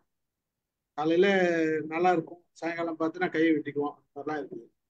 ஸோ பலருக்கு ஒவ்வொருத்தருக்கும் ஒவ்வொரு விஷயம் நடக்குதுன்னு வச்சுங்களேன். அது சூழ்நிலையை பொறுத்து இருக்குது. அந்த மாதிரிதான், அதுதான் உலகம்ன்றது. ரொம்ப அழகா சொன்னீங்க, நிறைய செய்திகள் சொன்னீங்க. மகிழ்ச்சி. பேசுவோம், மற்றவர்கள்லாம் பேசிட்டோம். என்னுடைய மாப்பிள்ளை திரு எஸ் வெங்கடாச்சலம் அவர்கள் இணைஞ்சிருக்காங்க.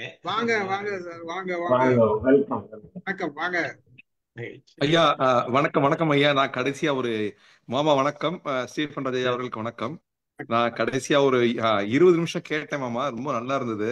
அதாவது குடும்ப விளக்கு, தொல்காப்பியம், திருக்குறள், இது 3ஐயும் வச்சு வாழ்தல்னா என்ன, எப்படி மற்றவங்க மனதில் நிலைத்து வாழ வேண்டும் அப்படின்றதெல்லாம் ரொம்ப அழகா மனதில் பதிகிற மாதிரி சொன்னீங்க. ஸோ அப்புறம் அழகப்பர், வளர் அழகப்பர் அவருக்காக சம்பாரிச்சாரு, மற்றவங்க எல்லாம் அப்படி அந்த அந்த எடுத்துக்காட்டு ரொம்ப நல்லா இருந்துச்சு. எல்லாம் நமக்கு நினைச்சுக்கிறோம், ஆனா நமக்கு இல்லை அது. ஆனா அழகப்பருடைய சம்பாத்தியம் எவ்வளவு எப்படி கொடுத்து வாழ்ந்தனால எல்லாருடைய மனத்திலும் நிறைந்திருந்தார் அப்படின்றது ஒரு நல்ல ஒரு சுவைப்பட சொன்னீங்க. அதே மாதிரி எப்படி நம்ம ஒரு சுச்சுவேஷனை நம்ம நல்லபடியா கொண்டு போகலாம். அதாவது தண்ணீர் எப்படி ஓடிக்கிறதோ அது மாதிரி வாழ்க்கை ஓடிக்கொண்டே இருக்கும். அது நம்ம எப்படி அதோடு சேர்ந்து ஒட்டி வாழ்றது, அப்புறம் எக்ஸ்பெக்டேஷனுக்கும் ஆக்சுவலுக்கும் உள்ள டிஃபரன்ஸ் தான் அது ரொம்ப நல்லா சொன்னீங்க. மிகவும் இதை கலந்து கொண்டு ஒரு 25 நிமிஷத்துல நன்றாக பயன்பெற்றேன். இந்த தளத்தை கொடுத்துருக்கவங்களுக்கும் மிகவும் நன்றி. ஸ்டீஃபன் ராஜ் அவர்களுக்கும் மிக்க நன்றி. முதல் பகுதியை மிஸ் பண்ணிட்டேன், பரவாயில்ல, நேரம் ஒத்து வராதா. பட் இதை மிகவும் மன மகிழ்வோடு இந்த நாளை துவங்குகிறேன். நன்றி, வணக்கம். நன்றி மாமா, நன்றி ஸ்டீஃபன் ராஜ். ரொம்ப மகிழ்ச்சி, நீங்க எங்களோட இணைந்து உங்களுக்கு ஒரு சின்ன அறிமுகமும் கொடுத்து ரொம்ப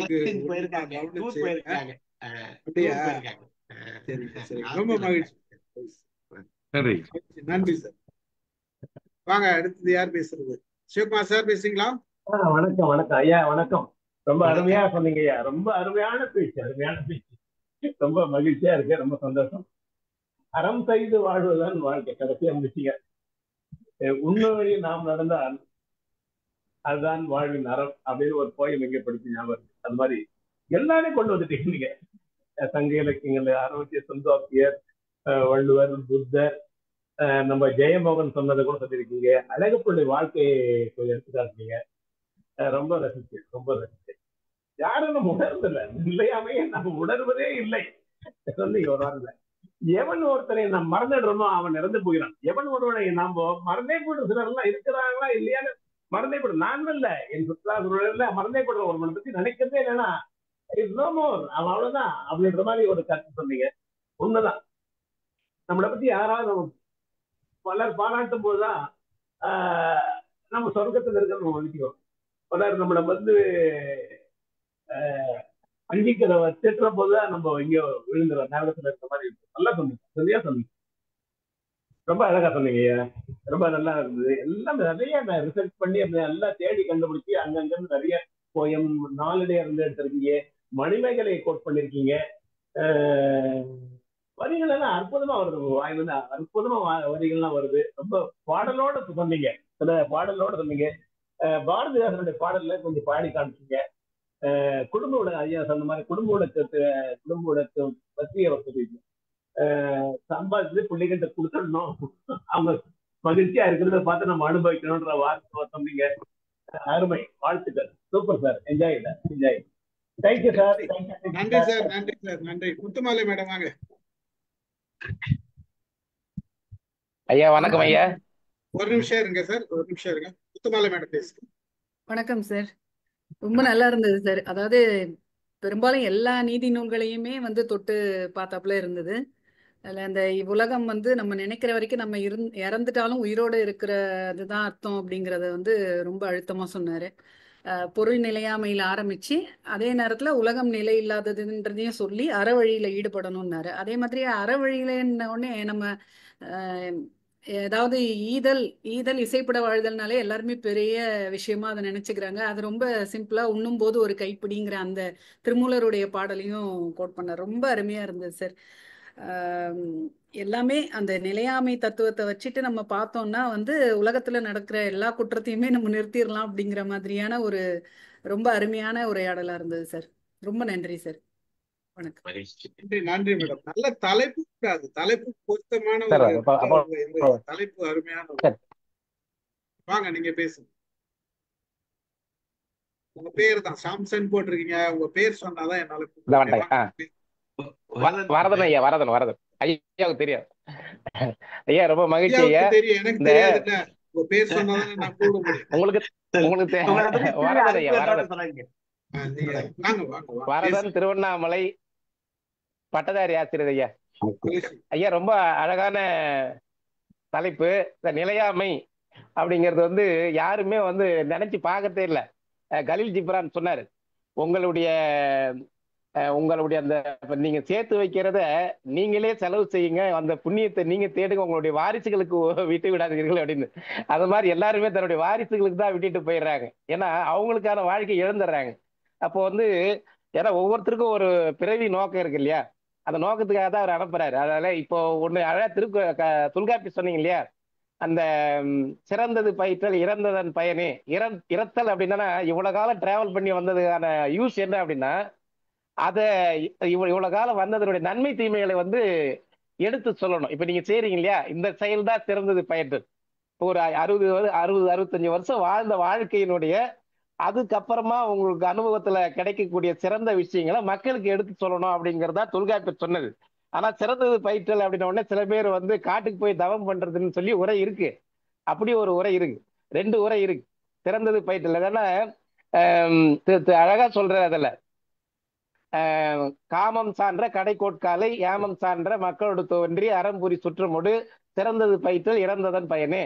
அதனால வந்து நல்ல வாழ்க்கை இன்ப துன்பத்தை எல்லாம் அனுபவித்து அதுக்கப்புறம் ஒரு காமத்தினுடைய எல்லை முடிந்த பிறகு அதுக்கப்புறம் அந்த வாழ்வில இவ்வளவு தூரம் கடந்து வந்தால எங்கெங்க நன்மை எங்கெங்க தீமை, அது எப்படி மத்த பின்னால வரவங்களுக்கு அதை உணர்த்திட்டு போகணும் அப்படிங்கிறது தான் தொல்காப்பியருடைய வேலை.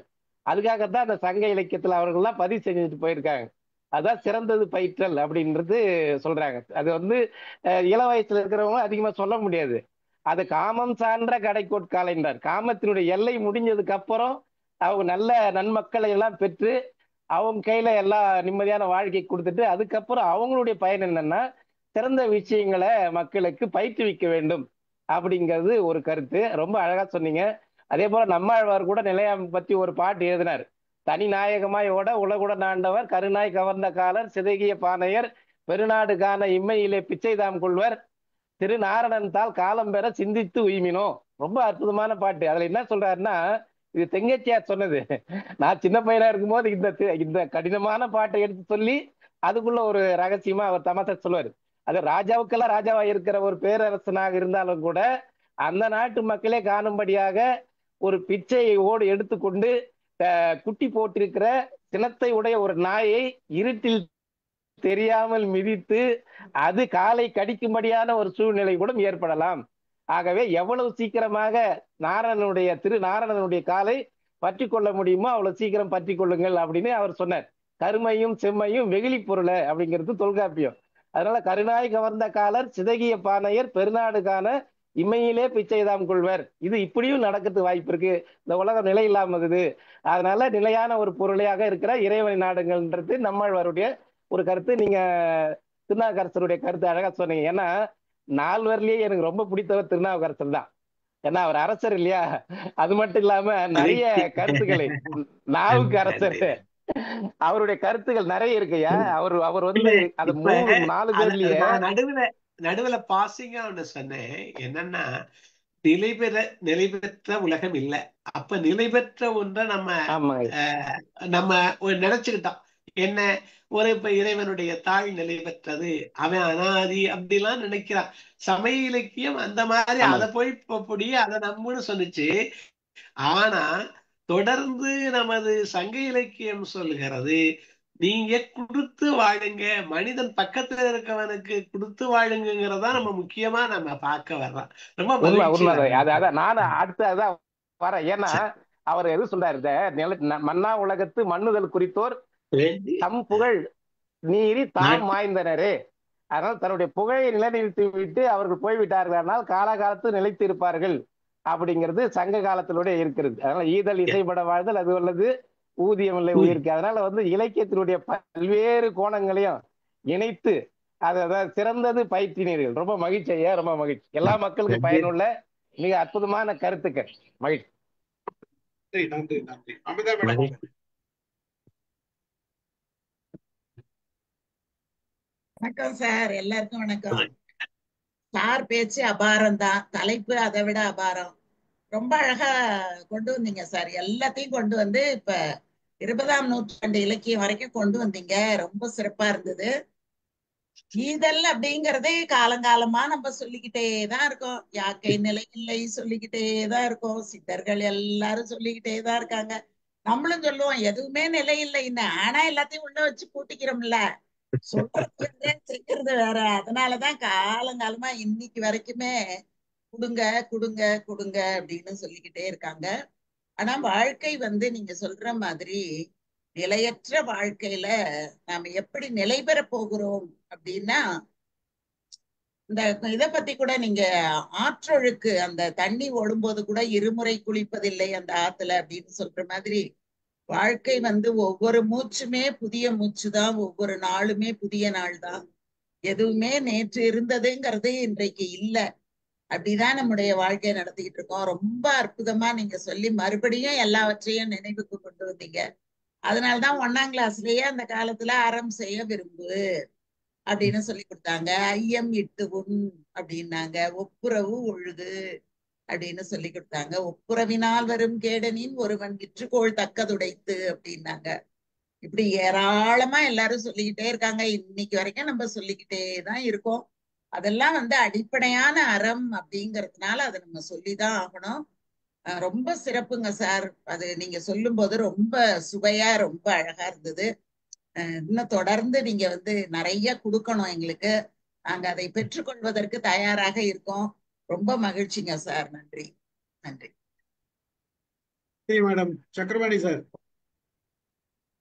வெள்ளியமை ஆவிச்சு ரொம்ப மகிழ்ச்சி. சக்கரபாணி சார் வாங்க. வள்ளியப்பன் ஆட்சி பேசுறீங்களா? எழுதி அமைச்சிருக்காரு அவரு. வெள்ளியம்மை ஆவிச்சி. ஆவிச்சி வள்ளியப்பன் ஆவிச்சி. வள்ளியம்மை அவங்க இல்ல வள்ளியப்பன் ஆவிச்சி. ஆவிச்சி பேசுறேன். கேக்குதா?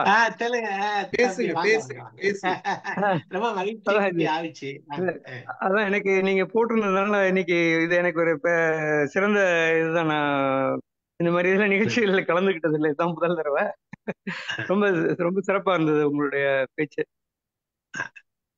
ரொம்ப நன்றி. மகிழ்ச்சி. எங்க அண்ணா, எங்க பெரியப்பா பேரே அவரு.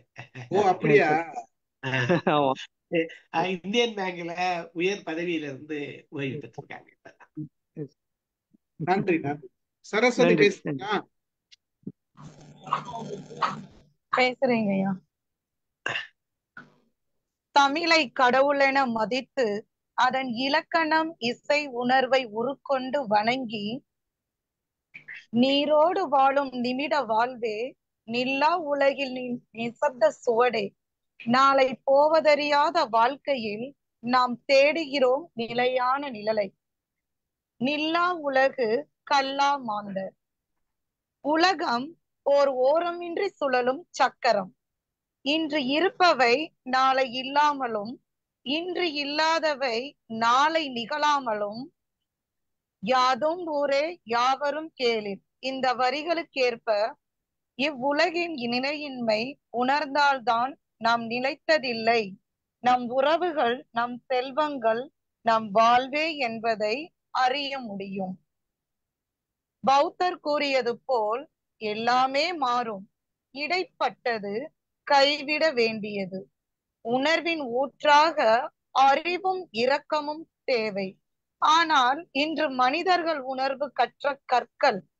அரசடியில் விழுந்தாலும் உருகாத பாறைகள் போல கல்லாய் மனதை உறைந்து வைத்தவர்கள்.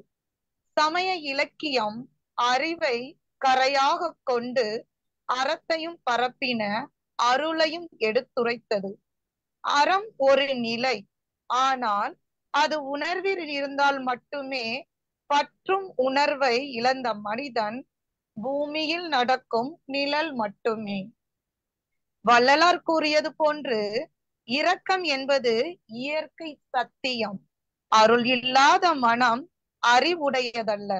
மனிதத்துவம் என்பது கற்பனை அல்ல, அது உணர்வு, பக்தி, இரக்கம் எனும் மூன்றும் நுண்ணிய நூல்களால் நெய்யப்பட்ட துணி என்று ஆழமாக எடுத்துரைத்தீர்கள் தங்களது கருத்துரைகளில்.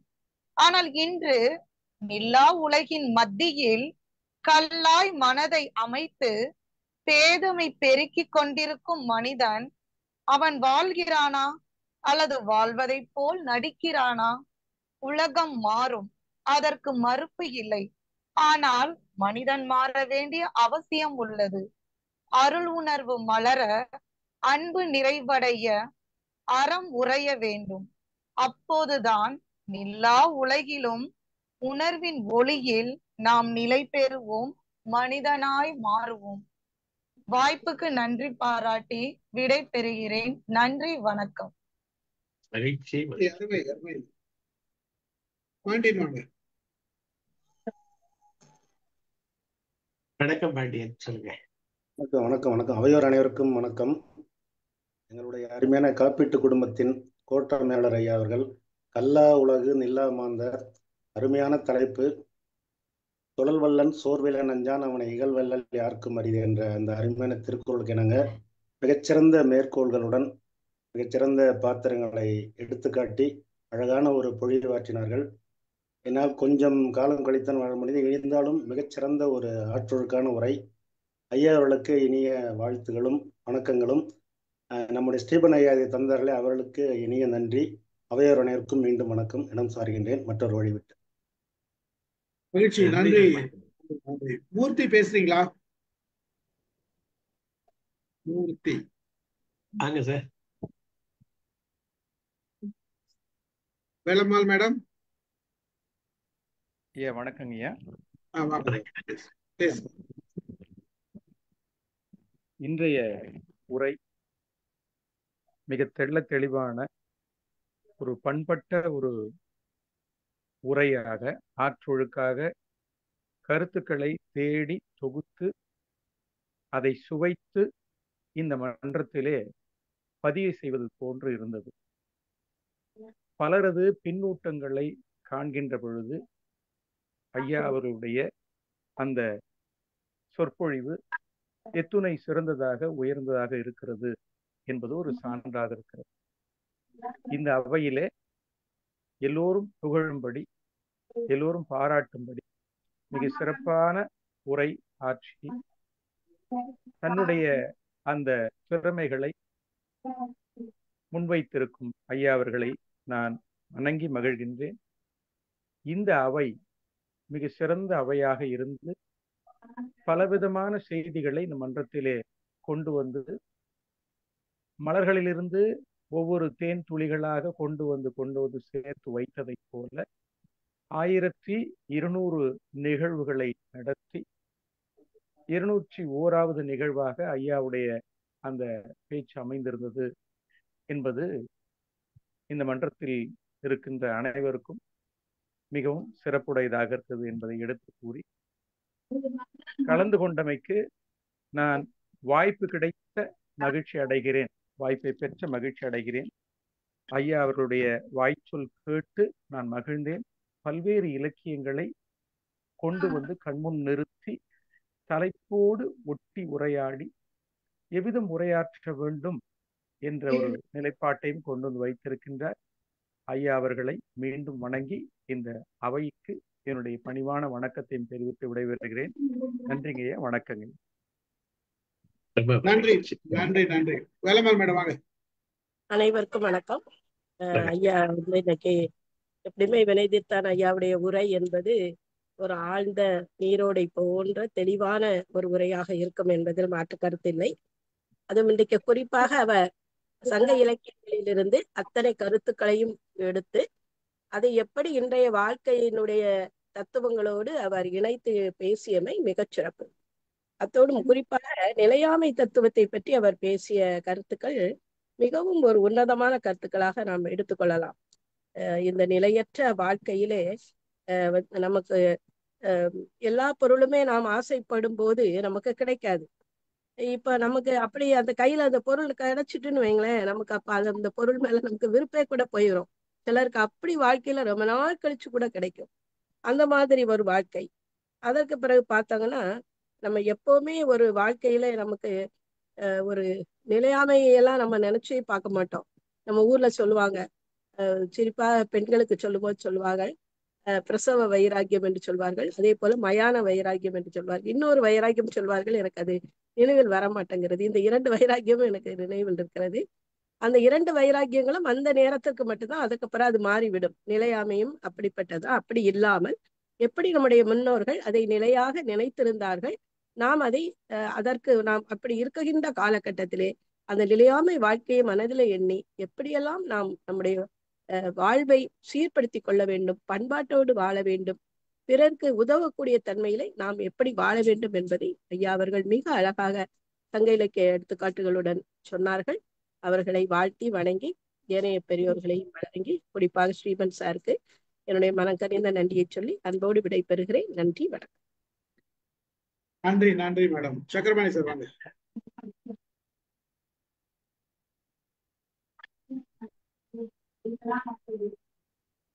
அனைவருக்கும் வணக்கம். வாய்ப்பு தந்த ஸ்டீபன் சாருக்கு வணக்கம். வினைதீர்த்தான் ஐயா அவர்கள் நல்ல அறநெறி கருத்துக்களை நல்ல அழகாக எடுத்து கூறினார்கள். வழக்கம் போல் அவருடைய கருத்துக்கள் ஆணித்தரமாக அதை நினைத்துவதற்காக அவர்கள் திரும்ப திரும்ப அந்த வரிகளை எடுத்து சொல்லி நமக்கெல்லாம் அந்த எடுத்து சொன்னார்கள். ஆரம்பத்தில் நான் இந்த தலைப்பை பார்த்தவுடன் நில்லா உலகு கல்லா மாந்தர், நில்லா உலகு நிலையற்றது, அது எல்லாம் அடிக்கடி கேட்டுக்கிட்டு இருந்தது. கல்லா மாந்தருங்கிறது ஐயா வந்துட்டு உலகம் அழிய போது சீக்கிரம் எல்லாம் படிச்சுங்கடா அதை சொல்ல வர்றாரோ, கல்லா மாந்தர்ன்றது அப்படிதான் இருக்குமோ அப்படின்னு எனக்குள்ள ஒரு ஐயப்பாடு. அதை ரொம்ப தெளிவா ஐயா அதை சொல்லும்போது நான் நல்லா புரிஞ்சுக்கிட்டேன். சங்க புலவர்கள் எல்லாம் அந்த சங்க காலத்துல இருந்து சொல்லி வந்த அறநெறிகள் நல்ல வழிமுறைகள் இதையெல்லாம் நாம் பின்பற்றுவதில்லை. நாம கல்லாமாந்தர், அதை நாம தெரிஞ்சுக்கிடணும் என்றதை சொன்ன பிற்பாடு எனக்கு ரொம்ப சந்தோஷம். கல்லாமாந்தர்ன்றது படிக்கிறது மட்டும் இல்லை, அதை நல்ல அறநெறிகளை எல்லாம் கத்துக்கணும், அதை பிரகாரம் செய்யணும். இவ்வளவுலாம் எழுதி வச்சு பிரயோஜனம் இல்லாத யாரும் அதை பின்பற்றுதில்லையே, அதுதான் கல்லாமாந்தர்னு சொன்னாங்கன்றது தெரிஞ்சுக்கிட்டேன்.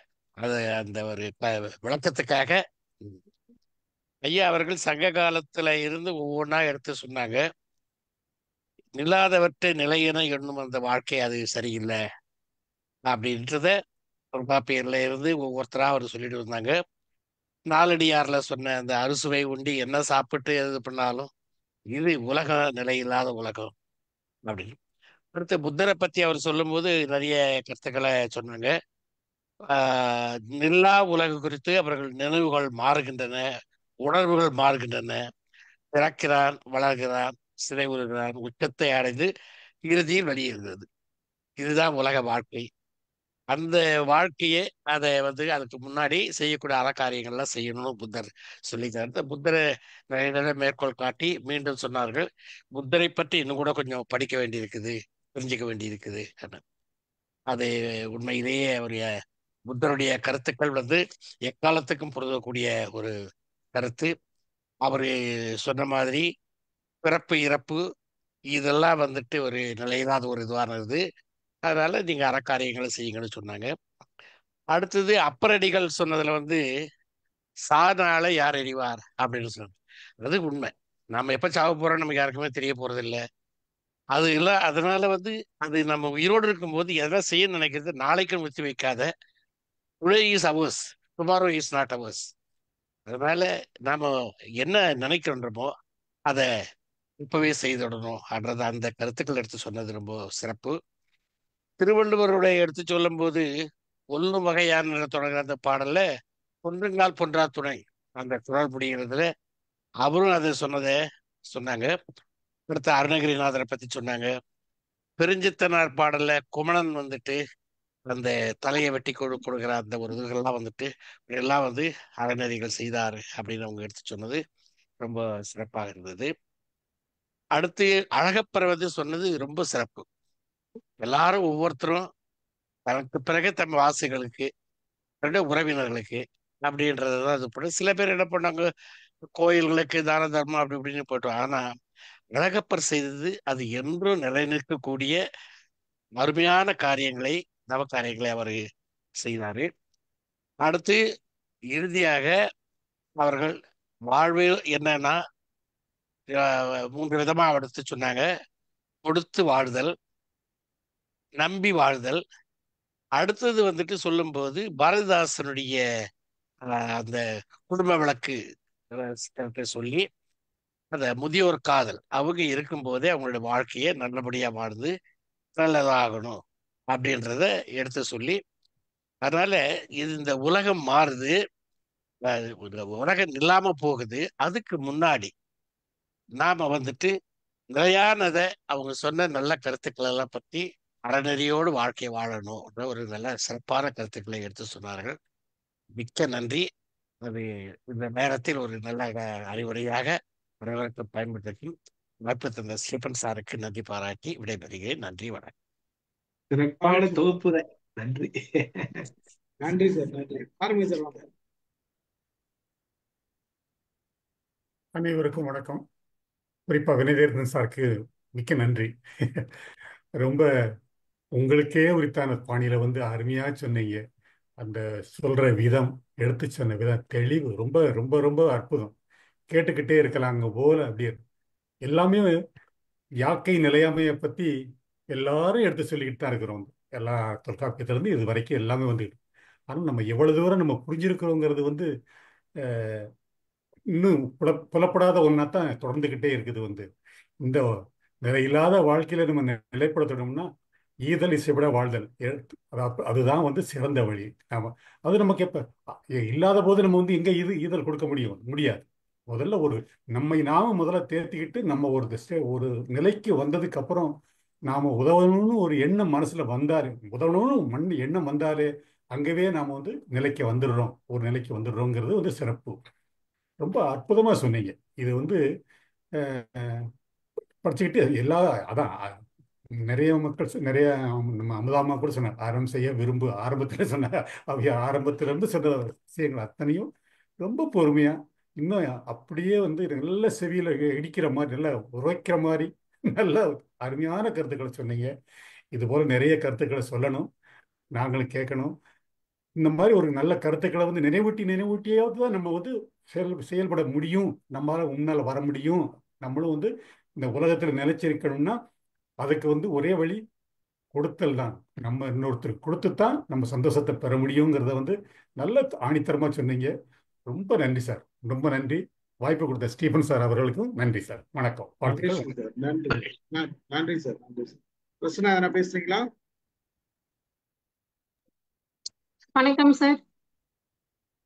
சார், தொல்காப்பியத்திலேருந்து இப்ப வரைக்கும் ஃபுல்லா எங்களை கூட்டு போய் எல்லா இலக்கியத்தையும் படிக்க வச்சு கூட்டு வந்துட்டீங்க. அமுதம்மா சொன்ன மாதிரி அறம் செய்ய விரும்பல ஆரம்பிச்சு பாரதிதாசன் எல்லாரையும் ஒரு ரவுண்டு நாங்க பார்த்துட்டு வந்துட்டோம். அந்த மாதிரி ஒரு ஃபீல் தான் இருக்கு. நான் வந்து நிறைய இடத்துல சொல்லியிருக்கேன், நிறைய காஃபி குடிப்பேன்னு. நான் காஃபி குடிக்கும் போதெல்லாம் தினமும் நினைப்பேன், நான் சொர்க்கத்துக்கு போறேன்னா நரகத்துக்கு போறேன்னா அப்படின்ட்டு. நிறைய கருத்துக்கள் சார், ரொம்ப அருமையா இருந்தது. அமுதம்மா சொன்ன மாதிரி அறம் செய்ய விரும்ப நம்ம சின்னதுல படிக்கிறோம், நம்ம எல்லாருமே செய்யணும்னு நினைக்கிறோம். ஆனா நம்ம நாளைக்கு அப்புறமா எனக்கு அப்படின்னு ஒரு எப்ப எண்டுன்னே தெரியாம நம்ம வந்து அதை போஸ்ட்போன் பண்ணிட்டே இருக்கோம் பாத்தீங்களா. அது அந்த செல்வம் நிலையாமை, இளமை நிலையாமை, யாக்கை நிலையாமை, நம்ம நாளைக்கு இருப்போமான்றதை தெரியாம நம்ம வந்து தள்ளி போட்டுட்டு இருக்கோம். ஸோ அந்த கருத்துக்கள் எல்லாமே ரொம்ப அருமையா இருந்தது. மகிழ்ச்சி சார். சரஸ்வதி மேடம் நன்றி. நன்றி. முடிச்சுக்கலாமா சார்? சரஸ்வதி மேடம் இருக்காங்க, நான் ஒன்னே ஒண்ணு சொல்லணும்னு நினைச்சேன். ஒன்னே ஒண்ணு, நம்ம பிரசன்னா சொல்ற மாதிரி நம்ம செய்யாமலாம் இல்லம்மா, செஞ்சுக்கிட்டே தான் இருக்கோம். ஆனா அதை வந்து செய்யறதா நம்ம கருதாம செஞ்சுக்கிட்டே தான் இருக்கோம். ஒவ்வொரு நாளுமே நம்ம வந்து அறம் செய்யாம நம்முடைய வாழ்க்கை ஒரு நாளும் நகர்றதே கிடையாது. ஆனா நம்ம அறம் செய்யறது அப்படின்னா நம்ம என்ன நினைக்கிறோம்னா லட்சக்கணக்குல, கோடிக்கணக்குல, ஆயிரக்கணக்குல செய்யறதுதான் அறம் அப்படின்னு நினைக்கிறோம். அப்படியெல்லாம் இல்ல. அடுத்தவங்க மனசு புண்படாம பேசுறதே ஒரு அறம் தான். அந்த அறத்தை நம்ம வந்து ஒவ்வொரு நாளும் செஞ்சாலே பெரிய பேரறம் அது.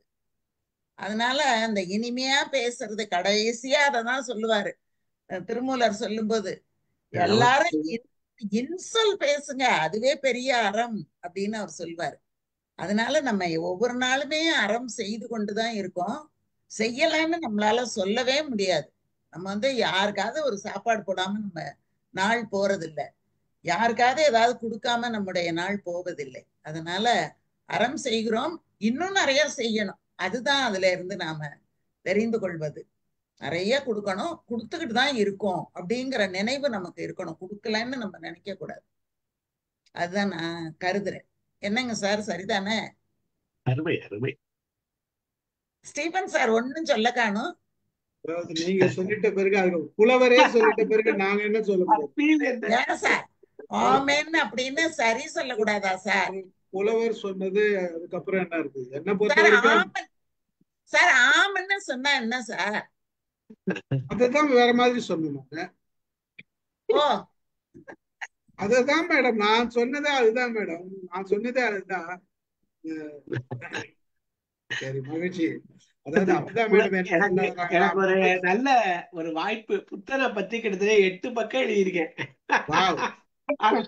அவ்வளவு சொல்லல, நிறைய எழுதுனேன், நிறைய உணர்வு சார். நீங்க எழுதி வச்சிருக்கிறது எப்படி இருந்தாலும் எங்களுக்கு வந்து சேர்ந்துரும். அதான் உண்மைதான் உண்மைதான். ஆமா, ரொம்ப மகிழ்ச்சி சார். ஒரு நல்ல நிகழ்ச்சி. அதாவது தலைப்பு வந்து நீங்க என்ன கொடுத்தீங்கன்றதை விட அதுக்கு சரியான ஒரு விளக்கம் கொடுத்தீங்க. இலக்கியத்துல இருந்து எங்க என்னென்ன கொடுக்கணும் அப்படின்றது கொடுத்தீங்க. ஒட்டுமொத்தமா இப்ப அறம் செய்ய விரும்பினா அடுத்தவனுக்கு கெடுதல் எப்போ நினைக்கலையோ அதுவே மிகச்சிறந்த அறம். அது நம்ம மனசுல இருந்ததுன்னா நம்ம வந்து எதை பத்தி கவலைப்பட வேண்டாம்.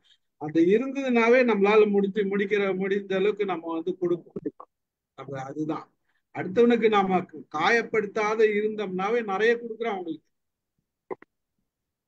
அதுதான் மிகப்பெரிய செயல். அப்போ நம்ம எவ்வளவு அளவுக்கு மனப்பக்குவமா இருக்கணும்ன்றதுதான் இங்க முக்கியம்.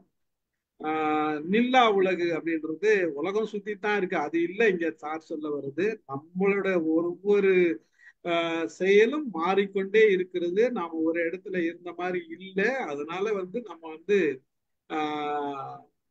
கல்லா மாந்திரா இருக்க வாய்ப்பே கிடையாது. ஏன்னா ஒவ்வொரு நாளும் நம்ம கத்துட்டு தான் இருக்கோம், தினமும் கத்துட்டு இருக்கோம். நம்ம மைண்ட் ஒரு மைண்டை விடவா அறம் வேணும். அதுவா உண்மைதான் சார். இதை போல சிறந்த அறம் வேற எதுவுமே இல்லை. நிறைய கத்துக்கிட்டு இருக்கிறோம். எத்தனை பேர் நம்ம தினமும் நீங்க அந்த எவ்வளவு அறத்தை சிறப்பா பண்ணிட்டு இருக்கீங்க சார். ஒவ்வொரு மேடம், நாளும் இது ஒவ்வொரு நீங்க தரம். நான் பண்ணல மேடம், சார் இப்ப எல்லாரும் நீங்க சேர்ந்து பண்றது மிக சிறந்த அறம் சார். இதுதான் எல்லாரும் சார். சிறந்தது சேர்ந்து பண்றோம். பயிற்றல் பயிற்றலுக்கு 2 சொல்றாங்க. அதாவது நம்ம செய்யறது உண்டா, அடுத்தவளை செய்ய வைக்கிறது உண்டா. பயிற்றல்னா ரெண்டு வார்த்தை, 2 விதமான பொருள் சொல்றாங்க அதுக்கு. அதனால நம்மளும் செய்யறோம், அடுத்தவளையும் செய்ய வைக்கிறோம். எல்லாருமே தினமும் வரும், எல்லாருமே நல்ல அறம் செய்யறீங்க. அதனால கவலைப்படாதீங்க. மகிழ்ச்சி. அதுல வந்து நம்ம அறம் நம்ம வரும்போது எவ்வளவு செய்திகள் உள்வாங்குறோம், அதுல இருந்து நாம எவ்வளவு கத்துக்கிறோம். அந்த கற்றல்ல இருந்து நாம நம்மளுடைய நடை, உடை, பாவனை, பேச்சு எல்லாமே மாறி இருக்குல்ல. ஒரு செயல் கூட மாறி இருக்குல்ல.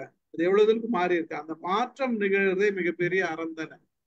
அந்த மாற்றத்துல நாம யாரையும் காயப்படுத்தாத நம்ம பார்த்துக்கிறோம்ல. அடுத்தவங்க காயப்படுத்தினாலும் இதெல்லாம் செய்யக்கூடாதுன்னு நம்ம சொல்றோம்ல. அது தவறா நினைச்சா கூட பரவாயில்ல, நீங்க செய்யறது தவறுன்றதை சுட்டி காட்டுறோம்ல. அது மிகப்பெரிய அறம் தானே. எத்தனை பேர் தவறுன்றது நம்ம சுட்டி காட்டுறோம். அடுத்தவங்க தவறு ஐயோ நமக்கு எதுக்கு வம்பு, நம்ம சொல்லி காட்டினா நம்மள தப்பா நினைச்சுக்குவாங்களா அப்படின்னு நினைச்சிட்டு சைலண்டா இருக்கிறது அறம் கிடையாது. அது சுட்டி காட்டி இது திருத்திக்குங்கன்னு சொல்றதுதான் அது மிகப்பெரிய அறம். அதெல்லாம் நம்ம செய்யணும், செஞ்சுட்டு தானே இருக்கணும். ஸோ மகிழ்ச்சி. அருமை மேடம், அமுதா மேடம் அருமையான ஒரு உதாரணம்லாம் கொடுத்தாங்க. உங்களுக்கும் நன்றி. கலந்து கொண்ட அனைவருக்கும் நன்றி. சரஸ்வதிக்கு நன்றி. மூர்த்தி சாருக்கு நன்றி. தொடர்ந்து இணையுங்கள், வாருங்கள். ஒரு நல்ல தலைப்போட நாளைக்கு எது பேசினாரு. இதே லிங்க் தான் எப்பவுமே, இதே லிங்க் தான், இதே தொடர்பு சுட்டி தான் எப்பவுமே. சொல்லுங்க மேடம். அமுதா மேடம் என்ன சொன்னீங்க?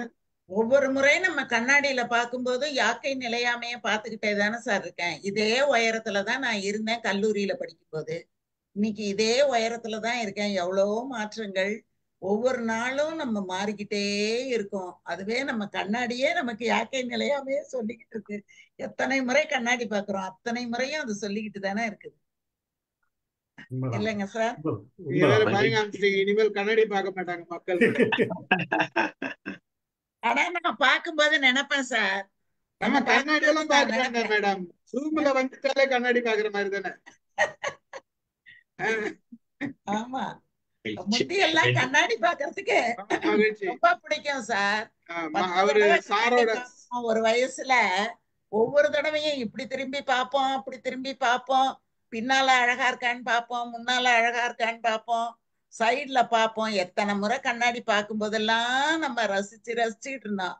இப்ப கண்ணாடி பாக்குறதுக்கு நம்ம எவ்வளவு வயதாகி போயிடுச்சு, எவ்வளவு எப்படியெல்லாம் நம்ம மாறிட்டோம் அப்படிங்கறத அது சொல்லுது இல்ல சார். வயசாச்சுன்னா ஒத்துக்க கூடாது. வயசானா கேமரா செல்ஃபி எடுக்காது இருக்கீங்களா, போட்டோ எடுக்காது இருக்கீங்களா?